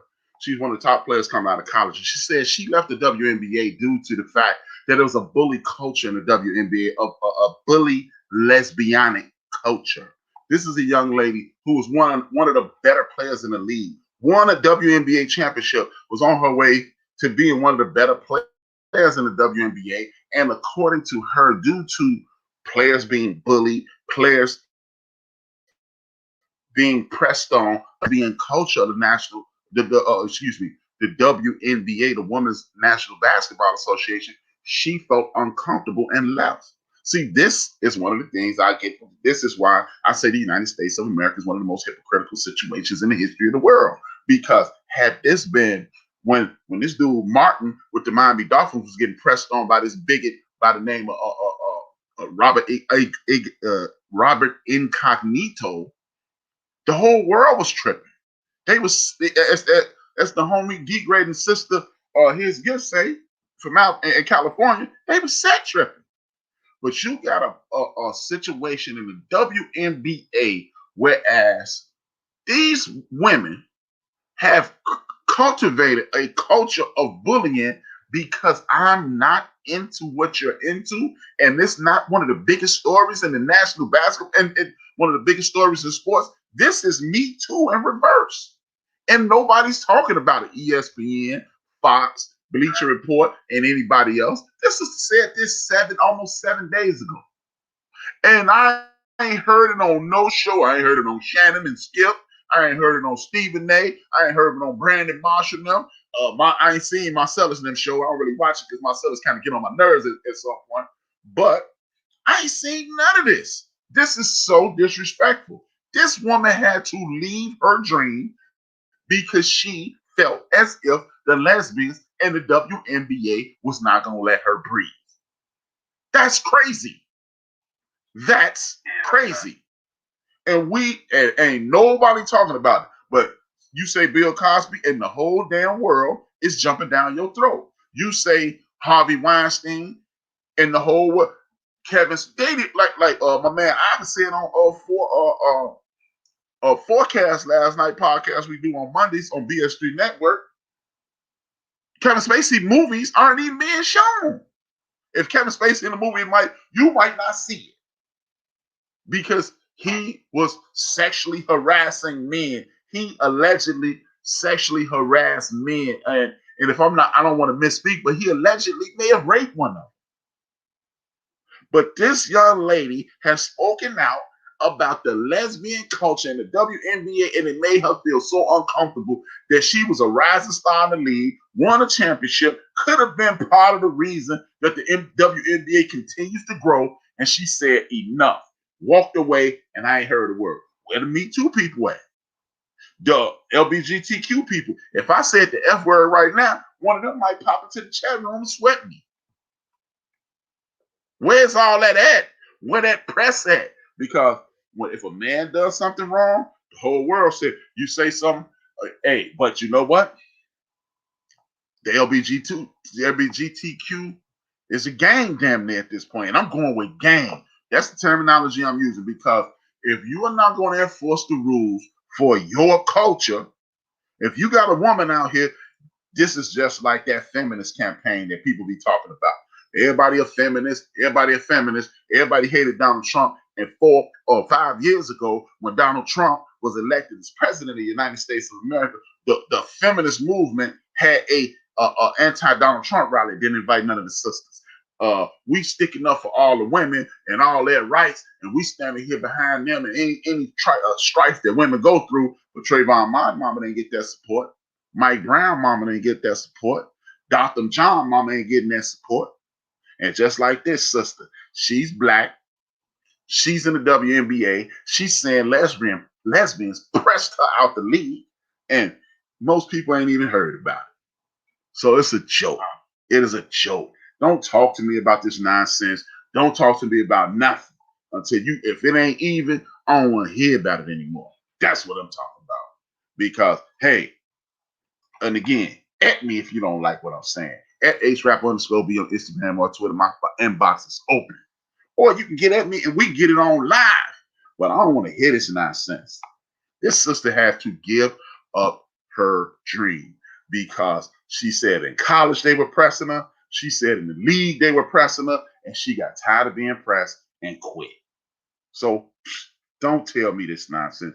Don't talk to me about equality. Don't talk to me about fair. Don't talk to me about anything until this sister can be comfortable. And she's not going to be comfortable because she 5-6 years out the league. She done won the championship. They already don't make a whole lot of money. And then bam. Now, on a lighter note, the Atlanta Storm or the Atlanta Dream have been sold. The sister that bought it, she is the major owner. Kelly Loeffler is out the building. Much love.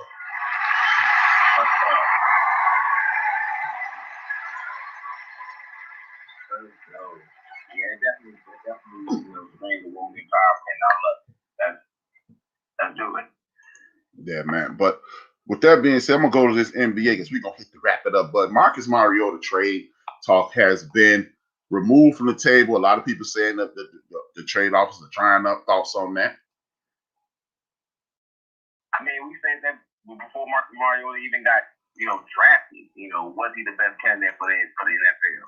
And we saw with the Tennessee Titans, he wasn't progressing the way he needed to. So they got rid of him.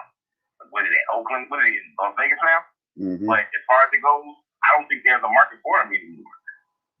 So they're gonna be either they're gonna be stuck with him or he's gonna eventually retire out. I don't think he's gonna retire out. At this point, Chucky either misplayed it or he's gonna keep him. If Chucky plans to keep him and get rid of Derek Carr, then I understand. But if you have no plans on keeping this dude, he's gonna get cut and about 10, 11 teams gonna go running an after. If Chucky, you gonna keep this dude, cool. But if you cut this dude, you played this all the way wrong. You could have got you a couple you could have got you a couple second and third round picks. You could have got you a fourth and fifth round pick for this. A couple late round picks for this guy. He showed up. He showed you he potentially needed structure. The one game he did play, he did show out. I didn't have an issue with Marcus Mariota when he first came to the league. When you have a mobile quarterback along the lines of going back to Randall Cunningham, Donovan McNabb, Steve McNair, and any other runner, LaShawn Jackson, Deshaun Watson, anybody who's a mobile quarterback, what you are going to need is this: a coach that is not coaching the players. You need a coach that is coach that is not coaching the system. You need a coach that is coaching the players. Nobody out. Why? But again, this is why you need to be fired if you're a coach. If you are coaching the player and the system and not the player, you don't need to be a head coach. Period. Full stop. That's it. Because there's no way you can tell me that Josh Allen, a dude, the Buffalo Bills coached his talent. You can't tell me that all these dudes in the league, that every time they get a coach to say, okay, we're going to work with you. Josh Allen had a couple mediocre seasons, and then they said, we're going to do what Josh Allen does well, and he was in the MVP conversation. Jackson goes to Baltimore. He has a few shaky games down the stretch. They reconfigure the offense. He wins league MVP. Donovan McNabb is arguably a Hall of Famer. No, as long as you have people in your corner. My man out there in Arizona, Kyler Murray, he's a solid young quarterback. This is why my man Dangerous is having issues in Seattle, because y'all are coaching a system, not coaching me. And I think Marcus Mariota, again, I can't diss Chucky yet, but if Chucky continues to move in this fashion, I'm going to diss him. Because if you are going to say, Derek Carr, you're out of here, we're keeping Mariota, then cool. But if you cut this guy and get nothing for it, this is another indictment against John Gruden, because obviously he does not know what he's doing. But in regards to Marcus Mariota being a real deal NFL talent, I will give that to him. I think it's about coaching his talent, not the player. If you put him with a guy like Andy Reid, you put him with a guy like Sean Payton, you put him with a guy, I could go up and down the National Football League and show you the coaches that will allow him to be him, and he can potentially excel. I wouldn't mind seeing him with the Bears. I wouldn't mind seeing him with the Saints. I wouldn't mind seeing him with hell, he might, if they cut him, he might end up in Seattle. But this is a dude with ability, with talent. He was one of the more accurate quarterbacks coming into the league. And when you're accurate, you may have the ability. But again, he is not a stand in the pocket and throw the football down the field guy. He is a dude who uses his legs. He uses his arms. He is a talent versus a statuesque quarterback that's going to stand in the pocket and get his brains knocked out. No one is looking for that anymore. Nobody wants that anymore. You want a Marcus Mariota type, not a Tom Brady type. That is a dinosaur. And with that being said, speaking of Tom Brady, his number one fan just walked in the building. My man Kirby Alexander, you in the building. Thank you for the support.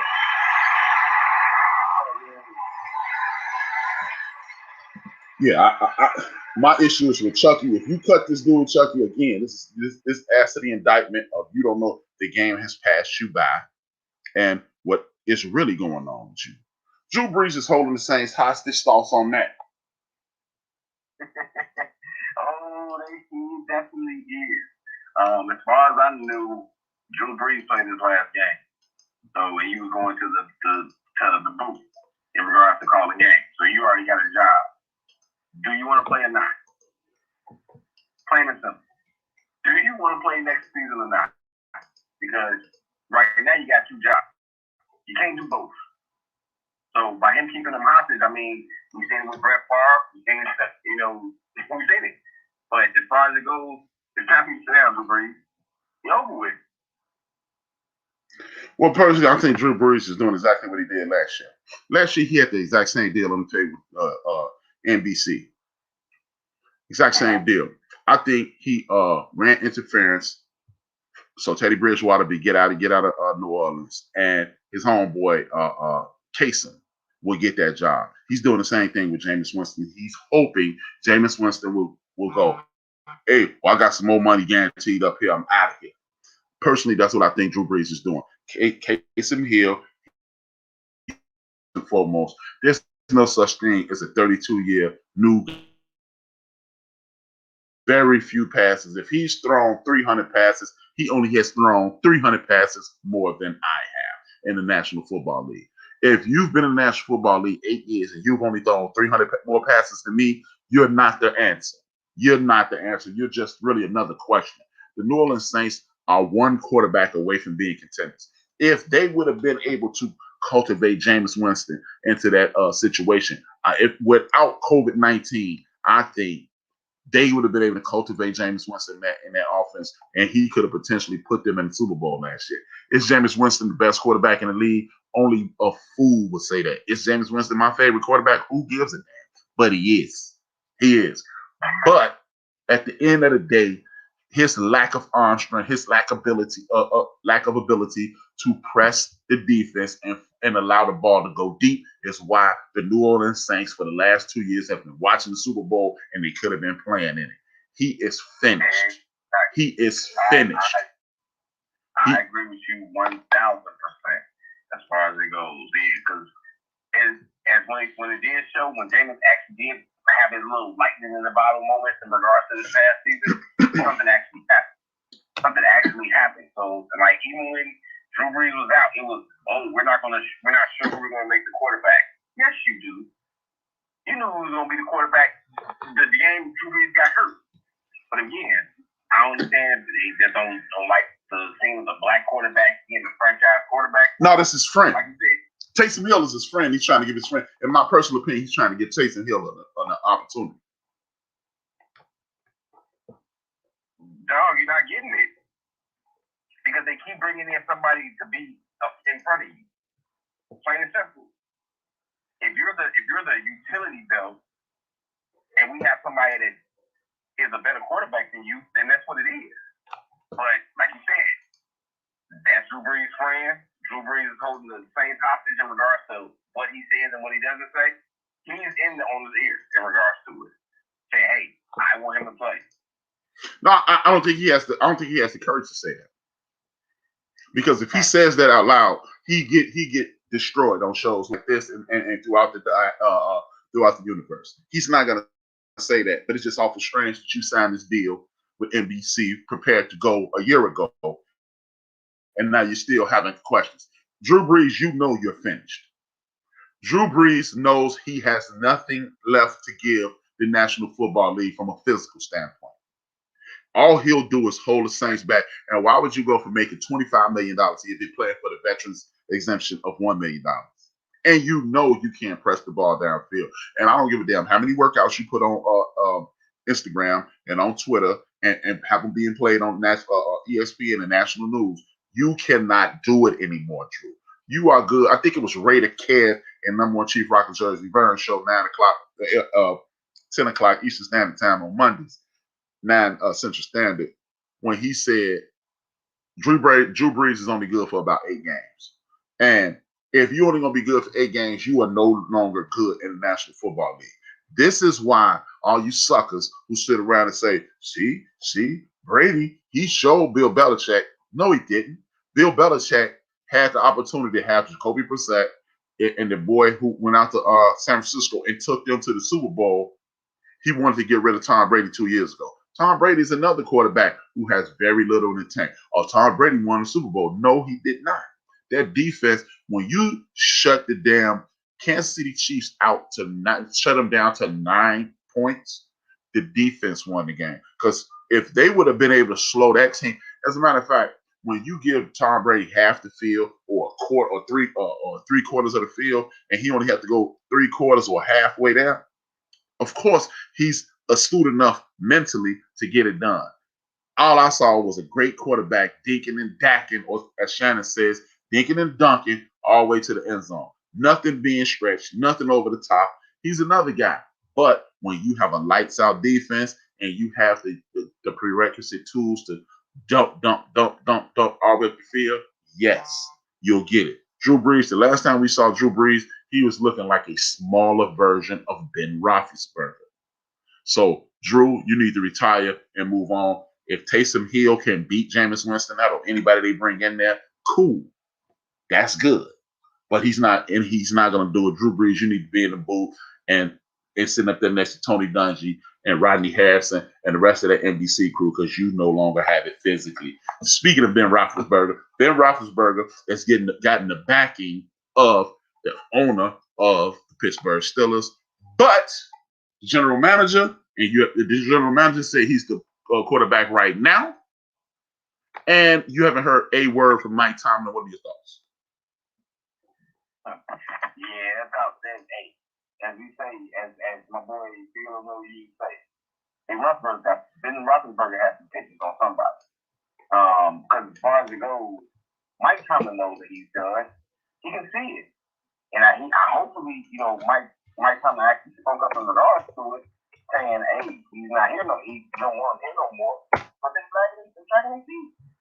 He's dragging his feet, and he's another person that's keeping the team hostage in regards to what's going on.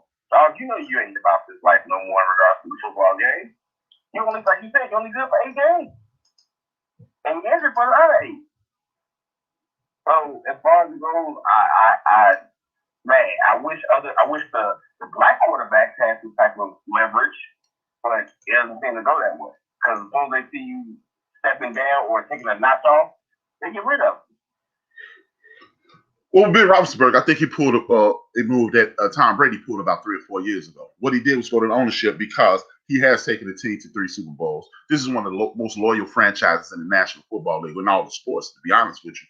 In the 51 years I've been walking the earth, they've had 3 coaches. They haven't fired 1 coach. So what he did was mortgage his past for his future. A lot of people keep saying Ben Roethlisberger got the Steelers in salary cap hell. I don't think it's salary cap hell, because people forget Ben Roethlisberger just renegotiated his deal. He just reconfigured his contract for salary cap relief. Ben Roethlisberger no longer has it, just like Drew Brees. He does not have it. And when you do not have it, walk away gracefully. As Jay-Z said, that's a shout out to my man Tony. As Jay-Z said, gracefully bow out. But people don't want to do that. This is the curse of the great athlete. Even though I don't think Ben Roethlisberger has ever been great, he's been a very good quarterback. He is white Jameis Winston, if you ask me. But this dude went to the ownership, did exactly what Tom Brady did. Bill Belichick was about to run Tom Brady out of town. Tom Brady went upstairs, talked to Mr. Kraft. Hey, man, I got you 5 Super Bowls. Why are they going to try to get rid of me? And then they won another Super Bowl, and they validated him. It's just, look, Ben, it's over. Drew, it's over. It's over. It has been over for everybody. If you start playing football in the National Football League, it's going to be over for you.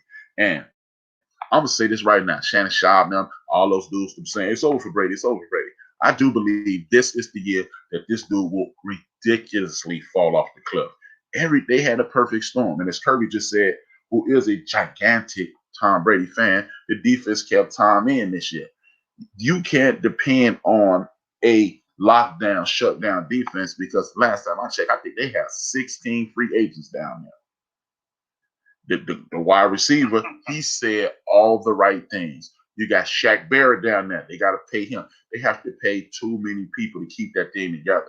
And if you're paying that many people to keep it together, that means people are going to take pay cuts. And my man, Chris Godwin, he said all the right things, but you know what he also said at the end of his statement? But I got to do what's best for me. That means if somebody back a Brinks truck in front of me, I'm taking it. And that's what's going to end up happening, man. And look, Ben, Drew, I'm going to need y'all to hat the hell up. If you think you got another year in this, that's cool. But for what we see, you are wrong, wrong. You're wrong. You're wrong. With that being said, you mentioned race a second ago. Will the NFL get past their race issues? That's the question on the board. As far as it goes, no. We see that when we see that a couple times. I mean, I'm just gonna focus on the Bears. How many black quarterbacks have the Bears had? That would be a bad choice because, you know, if you're the Chicago Bears, you can say, look, we had a black quarterback when it was definitely not fashionable to have one. 1979 through 81, Vince Evans was the black quarterback for the Bears, and nobody having black quarterbacks then. So I get what you're saying, but the Bears is bad out. Bad example. Okay, but as far as it goes, like even like I'm very disappointed in Mike Tomlin.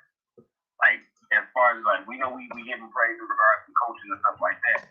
But the fact that he's in somewhat of a position of power and all of his offensive coordinators, all defensive coordinators, all white, you don't feel that you don't have no leeway to bring nobody black in to try and make something happen? They do have a black offensive coordinator. They got my man used to coach the Browns and the Raiders. What is that? Okay. Overall. But we've noticed it. We've noticed it, dog. Overall, we have seen that there's a racial issue in regards to the NFL. I mean, we say that in regards to black owners, black coaches, even the black quarterbacks trying to get them to change their position at times. Like, there is an issue. And the crazy part about it is, like, what, 75 to 80% of the league is black? Y'all making money off the black's back at this point. Okay, well, with that answer, why do y'all continue to support as much as y'all do? One man entertainment, man. You can find other forms of entertainment. Hey, you're right. Touche. So, maybe football won't be watching the Williams household this year. No, I'm not saying don't watch it. It's just saying I really want to know, do people believe, and I'm asking the chat room this as well, do y'all believe that the National Football League will ever get past their race issues? Do they have race issues? Because the team that won the Super Bowl, only person that was black on that team, on their staff they got women. They got women on their coaching staff and the entire special teams, the assistant head coach, the defense and offensive coordinator, all from my community. Will they ever get past this? They usually promote from within. That's from Big Illinois. Because the Pittsburgh Steelers even has Joey Porter, former players, on their staff.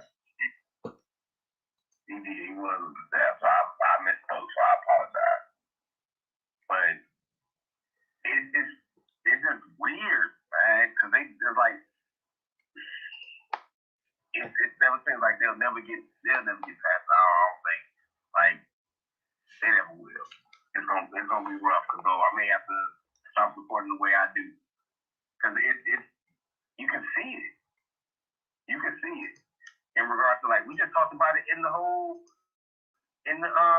Orleans Saints organization. There's been 2 times where there's been formidable black quarterbacks, and Drew Brees was able to hold a lot to that black quarterback went somewhere else. Now, granted, they may have got some money, so good. But in regards to this, they could have been leaving the Saints from they have great defense. The offense is incredible, but all they need is a formidable quarterback, and Drew Brees wasn't that. Okay, so can't you say the same thing about the Patriots?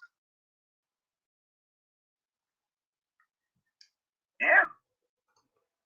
But as far as it goes, the coach actually tried to make a move when he saw the issue was coming up. When he saw that his quarterback wasn't going to be able to do what he needed to do, he did try to make a change. And then that said went upstairs to the owner and said something. So let's stop that. So I'm just saying, Big Illinois said racism is still prevalent in sports, especially the NFL. So, like with the same situation, you're looking at the exact same Tom Brady situation. Tom Brady used his power. I got 5 Super Bowls. Y'all not gonna trade me. Drew Brees did the same thing. So Tom Brady wrong and Drew Brees wrong, Tom Brady right? No, both of them wrong. Would you have done it if you were in Tom Brady's shoes? Would you have done that? Exercise your power. And Tom, would I have done it? Most people would have. I answered. Most people would have. Yeah. If you thought you had leverage, you would. Yeah. And if for example, Big Illinois is one of my closest friends, if not the closest. If Big Illinois was a quarterback on the same team as me, I'm a few years older than Big Illinois in real life, and Drew Brees is a few years. He's like 7 years older than Dude. It's a bigger gap, but it's still older. If it was an opportunity for Big Illinois to stay on the team, and I just shuffled my feet long enough to force them to, maybe, and then somebody else came along and got some money, and I said, okay, when they got their money, I'm gone. So Big Illinois gets a slide. I would do that. I don't think those kind of moves are the. I think I'm looking. I think I'm looking at it as the black quarterback side. Demi has more representation, but they still have room for improvement. That was from Big Illinois as well. Thank you for the support. Thank you for continuing to support. Me personally, I do think the national basketball, the NFL has a race issue. But me personally, I don't give a damn. It comes to me like this. You, as an NFL player, if you know the league is racist, I've been saying, if I've said it one time, I probably said it 1,000. If you want to do something else, look, here's the deal. Make the NFL an option to play. Because when the National Football League did not want to deal with Warren Moon went up to Canada and made them come get him. Damian Allen did the same thing. They both went up there, collectively won 8 championships. The NFL came calling for Damian Allen. Damian Allen said, I'm good. Warren Moon said, okay, I'm going to come down there and see what happened. Became Hall of Fame, one of the greatest quarterbacks in the history of the league. In regards to this hiring practices, if these people don't want to hire you, I'm not going to beg nobody to hire me. I'm going to get my money and I'm going to go. You know what I would do if I was players? I would follow the footsteps of Deion Sanders. If you want to be a coach, take your ass to an HBCU. Bring glory back to HBCUs like when Eddie Robinson and that crew was down there, the crew at Norfolk State and that crew Southern University. Bring quality back to your community. To me, we keep pissing and moaning, and it was not to put you on blast, but we keep pissing and moaning about what they don't do for us. But guess what? With no us, there is no lead. So if you start if these guys do what Prime did, you go down here and you make you $4 million a year, you rebuild the HBCU pipeline, and then guess what else you do? You go up to Canada and talk to some of those dudes, and you start sending those young boys up to Canada. And then you a professional football player in Canada, and then the NFL will come to HBCUs to get you. If your goal is to play there, you have to have a plan B. See, we keep asking people who kicking us in the face to stop kicking us in the face as we lay on the ground and get kicked in the face. What we have to do is decide, do I want to be a head coach or do I want to be a head coach in the National Football League? Because guess what, dog? It's amazing how people, my coach always remind people, without us, there's nothing. It's like you even mentioned, 75% of the league is us. Oh, since 75% of the league is us, why don't we take our us and have several options? I'm not going to ask the NFL to hire me, but what I will do is sit behind a Bill Belichick and learn everything I can as a coach. And then I'll go to Andy Reid and learn everything I can. And I sit there for 2 or 3 years. I'd go 2 or 3 years with Andy Reid, 2 or 3 years with Bill Belichick, and 2 or 3 years with another good coach. Go down there to Brian Flores in Florida and learn some of his style. and I would take my ass to college, and I'd kick ass in college, and they'll come get me because I'm taking all these boys, all those dudes out of Duke. They go to the pros, they're gonna be coming from FAMU, or they're gonna be coming from Southern, and then they'll come crying to me, and I don't need it then because guess what? I keep saying it. College coaches are hired to be legends. Pro coaches are hired to be fired. So have your racial issues. You don't have to play in the National Football League. And all you have to do, some of these agents, the Chris Pauls, the Percy Millers, aka Master P, and all these dudes who have these agencies and these agents that are black, start going up to Canada and renegotiating their contracts so you can have more than a few people from America and the Canadian Football League, and then you again get to aspire and have Aspire put Canadian football in. Jay Ron comes down here to America and tunes in to build for this network. He tunes in to X Squad Radio. He tunes in to Ben for BS3. He tunes in to us. So guess what? Somehow, some way, Ron found a group of people in Atlanta, Dallas, and Chicago, Jersey to figure out and be entertained. Guess what? If you put the CFL field with HBCU players on Aspire, on Revolt, or on I doubt if it ever going on, but on Aspire, Revolt, black people tune in because the South will tune in. Guess what? The most black people in America are in the South. The South will tune in because they know Norfolk State. They know Hampton. They know FAMU. They know Alabama State. They know Georgia Southern. They know Georgia State. They know those guys. And they go, my guy from my school on TV. See, we have to be creative. The question was presented because I wanted you to pick out those things that were wrong. Because when we pick out what's wrong, we have to become a part of problem-solving culture instead of a complaining culture. That was something at Big Illinois. He had a joke. He said he hired someone to break your arm, so he have a quarterback competition. He joking, but but at the end of the day, you don't have to do that. And I know, and people, Big Illinois was joking when he said that. So please don't. Oh, well, see, that was kind of rude or whatever. Shut up. Don't be stupid. Think laterally. But people want to be famous. First, do what they want to do. Point blank, period. One of the more fun things of the week was the mayor of Seattle and the mayor of New Orleans having beef over my main man, Danger Russ Wilson. Danger Russ Wilson has exercised some of his power. They don't know if it's a beef with Pete Carroll. They do understand that this is an incident in which Russ wants more control of the offense. And they don't know if he wants to leave or not. Russ said, if I do leave, send me to the Bears, send me to the Saints, send me to the Raiders, or send me to the Dallas Cowboys. Thoughts on the beef and what Russ is doing? The beef, I love it. The beef is, it's all stars, this humor and all that. I mean, granted, both cities would love for Russ to be there.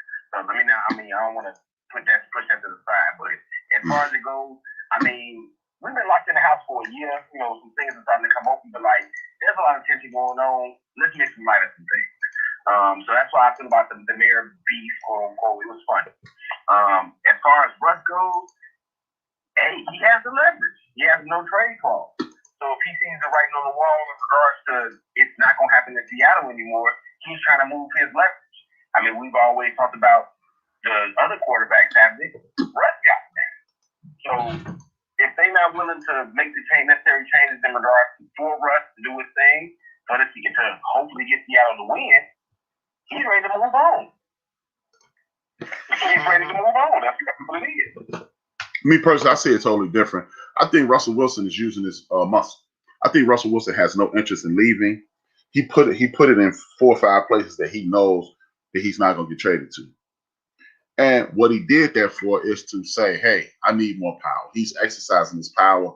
And because he's been getting beat to death, there's no way in hell that Russell Wilson shouldn't be on the team with a better offensive line. If the Seattle Seahawks had a better offensive line or offensive line coach or whatever's going on with better play calling, there's no reason for them not to be in the Super Bowl within the last 3 to 5 years.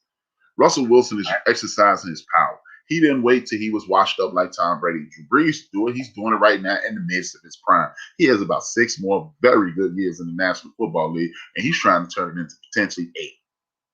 So when you put it out there, and he did it masterfully, he did it like a media, like a PR firm would do it. I don't want to go, but if I want to go, if I was going to go, I'd do this. He probably had a conversation with the entire offensive line. Offensive line is the weak link of the team, and Pete Carroll get on top of it. He's also complaining about the plays that are being called. Obviously, there's a problem with the play calling because, hey, guess what? He would have 2 Super Bowls had Pete Carroll run the football. Now, Pete Carroll could be looking at him saying, hey, man, I was trying to make you stop by throwing the ball. But at the end of the day, you should be trying to win football games. Again, this goes back to Bill Belichick. Bill, this is why y'all hate Bill Belichick. He's cheated. He's this, he's that. But you know what? No matter what is going on in the National Football League, you can look at very few games in which Tom Brady has been outcoached. Period. He has been outcoached in very few games, if any. You know, so when you are looking at a Russell Wilson exercise his power, I appreciate it. I respect it. I love it. Now, with the mayors, it's dope. I love it. It's the reason, again, this is why you watch sports. You have people engaging. You have mayors doing their thing. You usually have bets and things like that. I love it. And then when you have these kinds of things, it draws in the casual fan. Much love to both the mayors in Seattle and in New Orleans. And I like the way the Seattle mayor threw a jab and say, and by the way, you need to stand down because we're looking for a basketball team. Big ups to her for that. It was dope. I enjoyed it. Continue that banter. To close out the show, the conversation earlier this week, or late last week, early this week, is Russell Wilson going to the Dallas Cowboys for Dak Prescott. What are your thoughts? Well, as far as it goes, we've already known that Dallas doesn't want to pay Dak. They just want to use his efforts. If the offensive line, I mean, hey, if they willing to get Russ and the offensive line staying strong, you can, quote unquote, put the Cowboys in almost a Super Bowl because the offensive line should be able to get everything rolling for them. Russ should be able to run that offense perfectly fine because Dak was able to do it, and we all know that, we'll put Russ over Dak in regards to this matter. That he's a better quarterback at that position. But I mean, as far as it goes, I'm with it. But is Jerry Jones gonna pull the trigger? Are they gonna get rid of Dak? Because that's, quote unquote, the sun right now. So we're gonna see what happens. Well, I think it was just a ploy. I don't think the Dallas Cowboys should laugh at it. I don't think if I was Russell Wilson, there's no way in hell I would want to go to Dallas. Their offensive line is shaky as hell too. Now, do they have delicious looking weapons and an Ezekiel Elliott, a Lamb, a Cooper, and I think his name is Robert Kelly. I keep thinking the third receiver's name. Do they have awesome weapons? Yeah. But if you're gonna be on your ass just like you on your ass in Washington up there in Seattle, Washington, then it serves no purpose to leave. I'm gonna leave Washington and get sacked a lot, and go to Dallas and get sacked the same amount of time. And the Dallas Cowboy coaching situation is way worse. I'm gonna say it again. The Dallas Cowboys coaching situation is way worse. Me personally, I will fire the hell out of Mike McCarthy and bring in somebody else who's a better coach. Mike McCarthy is showing that he was, in my personal opinion, I can't say this definitely, but Mike McCarthy looks like a guy who's carried by 2 Hall of Fame quarterbacks, one in Brett Favre and the other one and Aaron Rodgers. Now, you can also say Aaron Rodgers can't get along with anybody, but we will see if Aaron Rodgers moves, if that coach is being carried by Aaron Rodgers as well. It's easy to say Aaron Rodgers is disgruntled. Nobody can get along with this guy. He's this, he's that. I understand that. I get it. But if that's your get down, if that's what you're going to say, that means these 2 coaches, Mike McCarthy, who's showing, hey, maybe I was being carried by him, and this coach now, LaFleur, they better win. Otherwise, he's gonna look just like Mike McCarthy. Me, I would get rid of Mike McCarthy and start over. Period. He is not impressive. He has a game plan that is not conducive to winning. If you ask me, if I'm Russ, yeah. Do you want to play for the Dallas Cowboys, one of the big, if not the biggest team in the National Football League? Yes. People watch Dallas Cowboy games to root against them. They are a lightning rod franchise. They are a cornerstone franchise. They are one of the more popular franchises on earth. Yes, indeed. Aesthetically, I want to play for the Dallas Cowboys. But if I want to win another championship, again, I'm not going to Dallas. You need to be trying to go somewhere else that need a quarterback. They need some stability. You need to be trying to go to Pittsburgh somewhere. Because if we go to Pittsburgh, then you might be able to do something. But then they got the same offensive line troubles that you're getting into. No. With that being said, go ahead and get your final shots. We're going to shut this thing down. Oh, man. Hey, to all my Texas people, be safer. Gary Abbott has raised we have opened everything as of now, and there's a take your mask off mandate, keep your mask on, still wash your hands.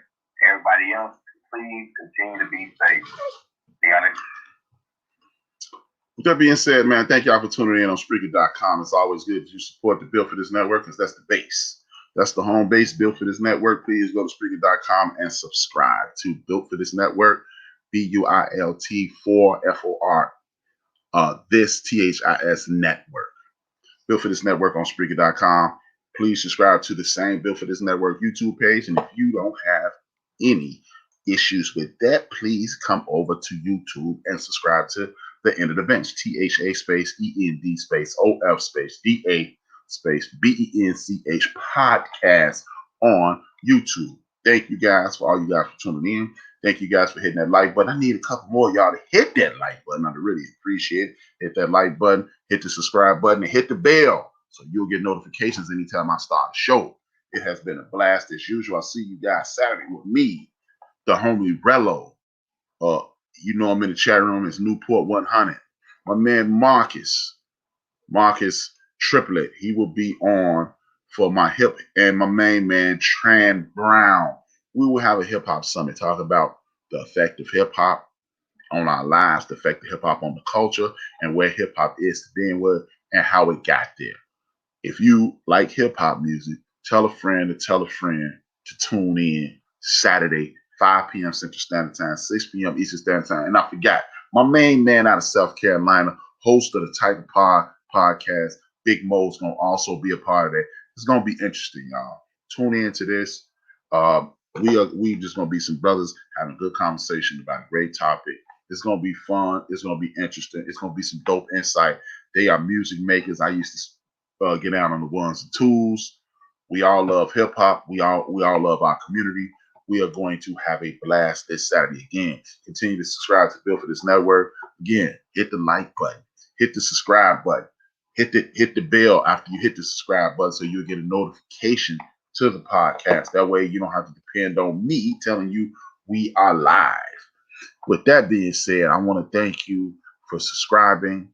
I have had a blast. I have had more support on this YouTube thing than I ever anticipated. So I appreciate you guys supporting the network. For me, #1 Chief Rocker Jersey Vern and DJ Mad Knox, Bussa, Mooka Dean, and DJ Purplicious, Joe from Houston, and Big Illinois.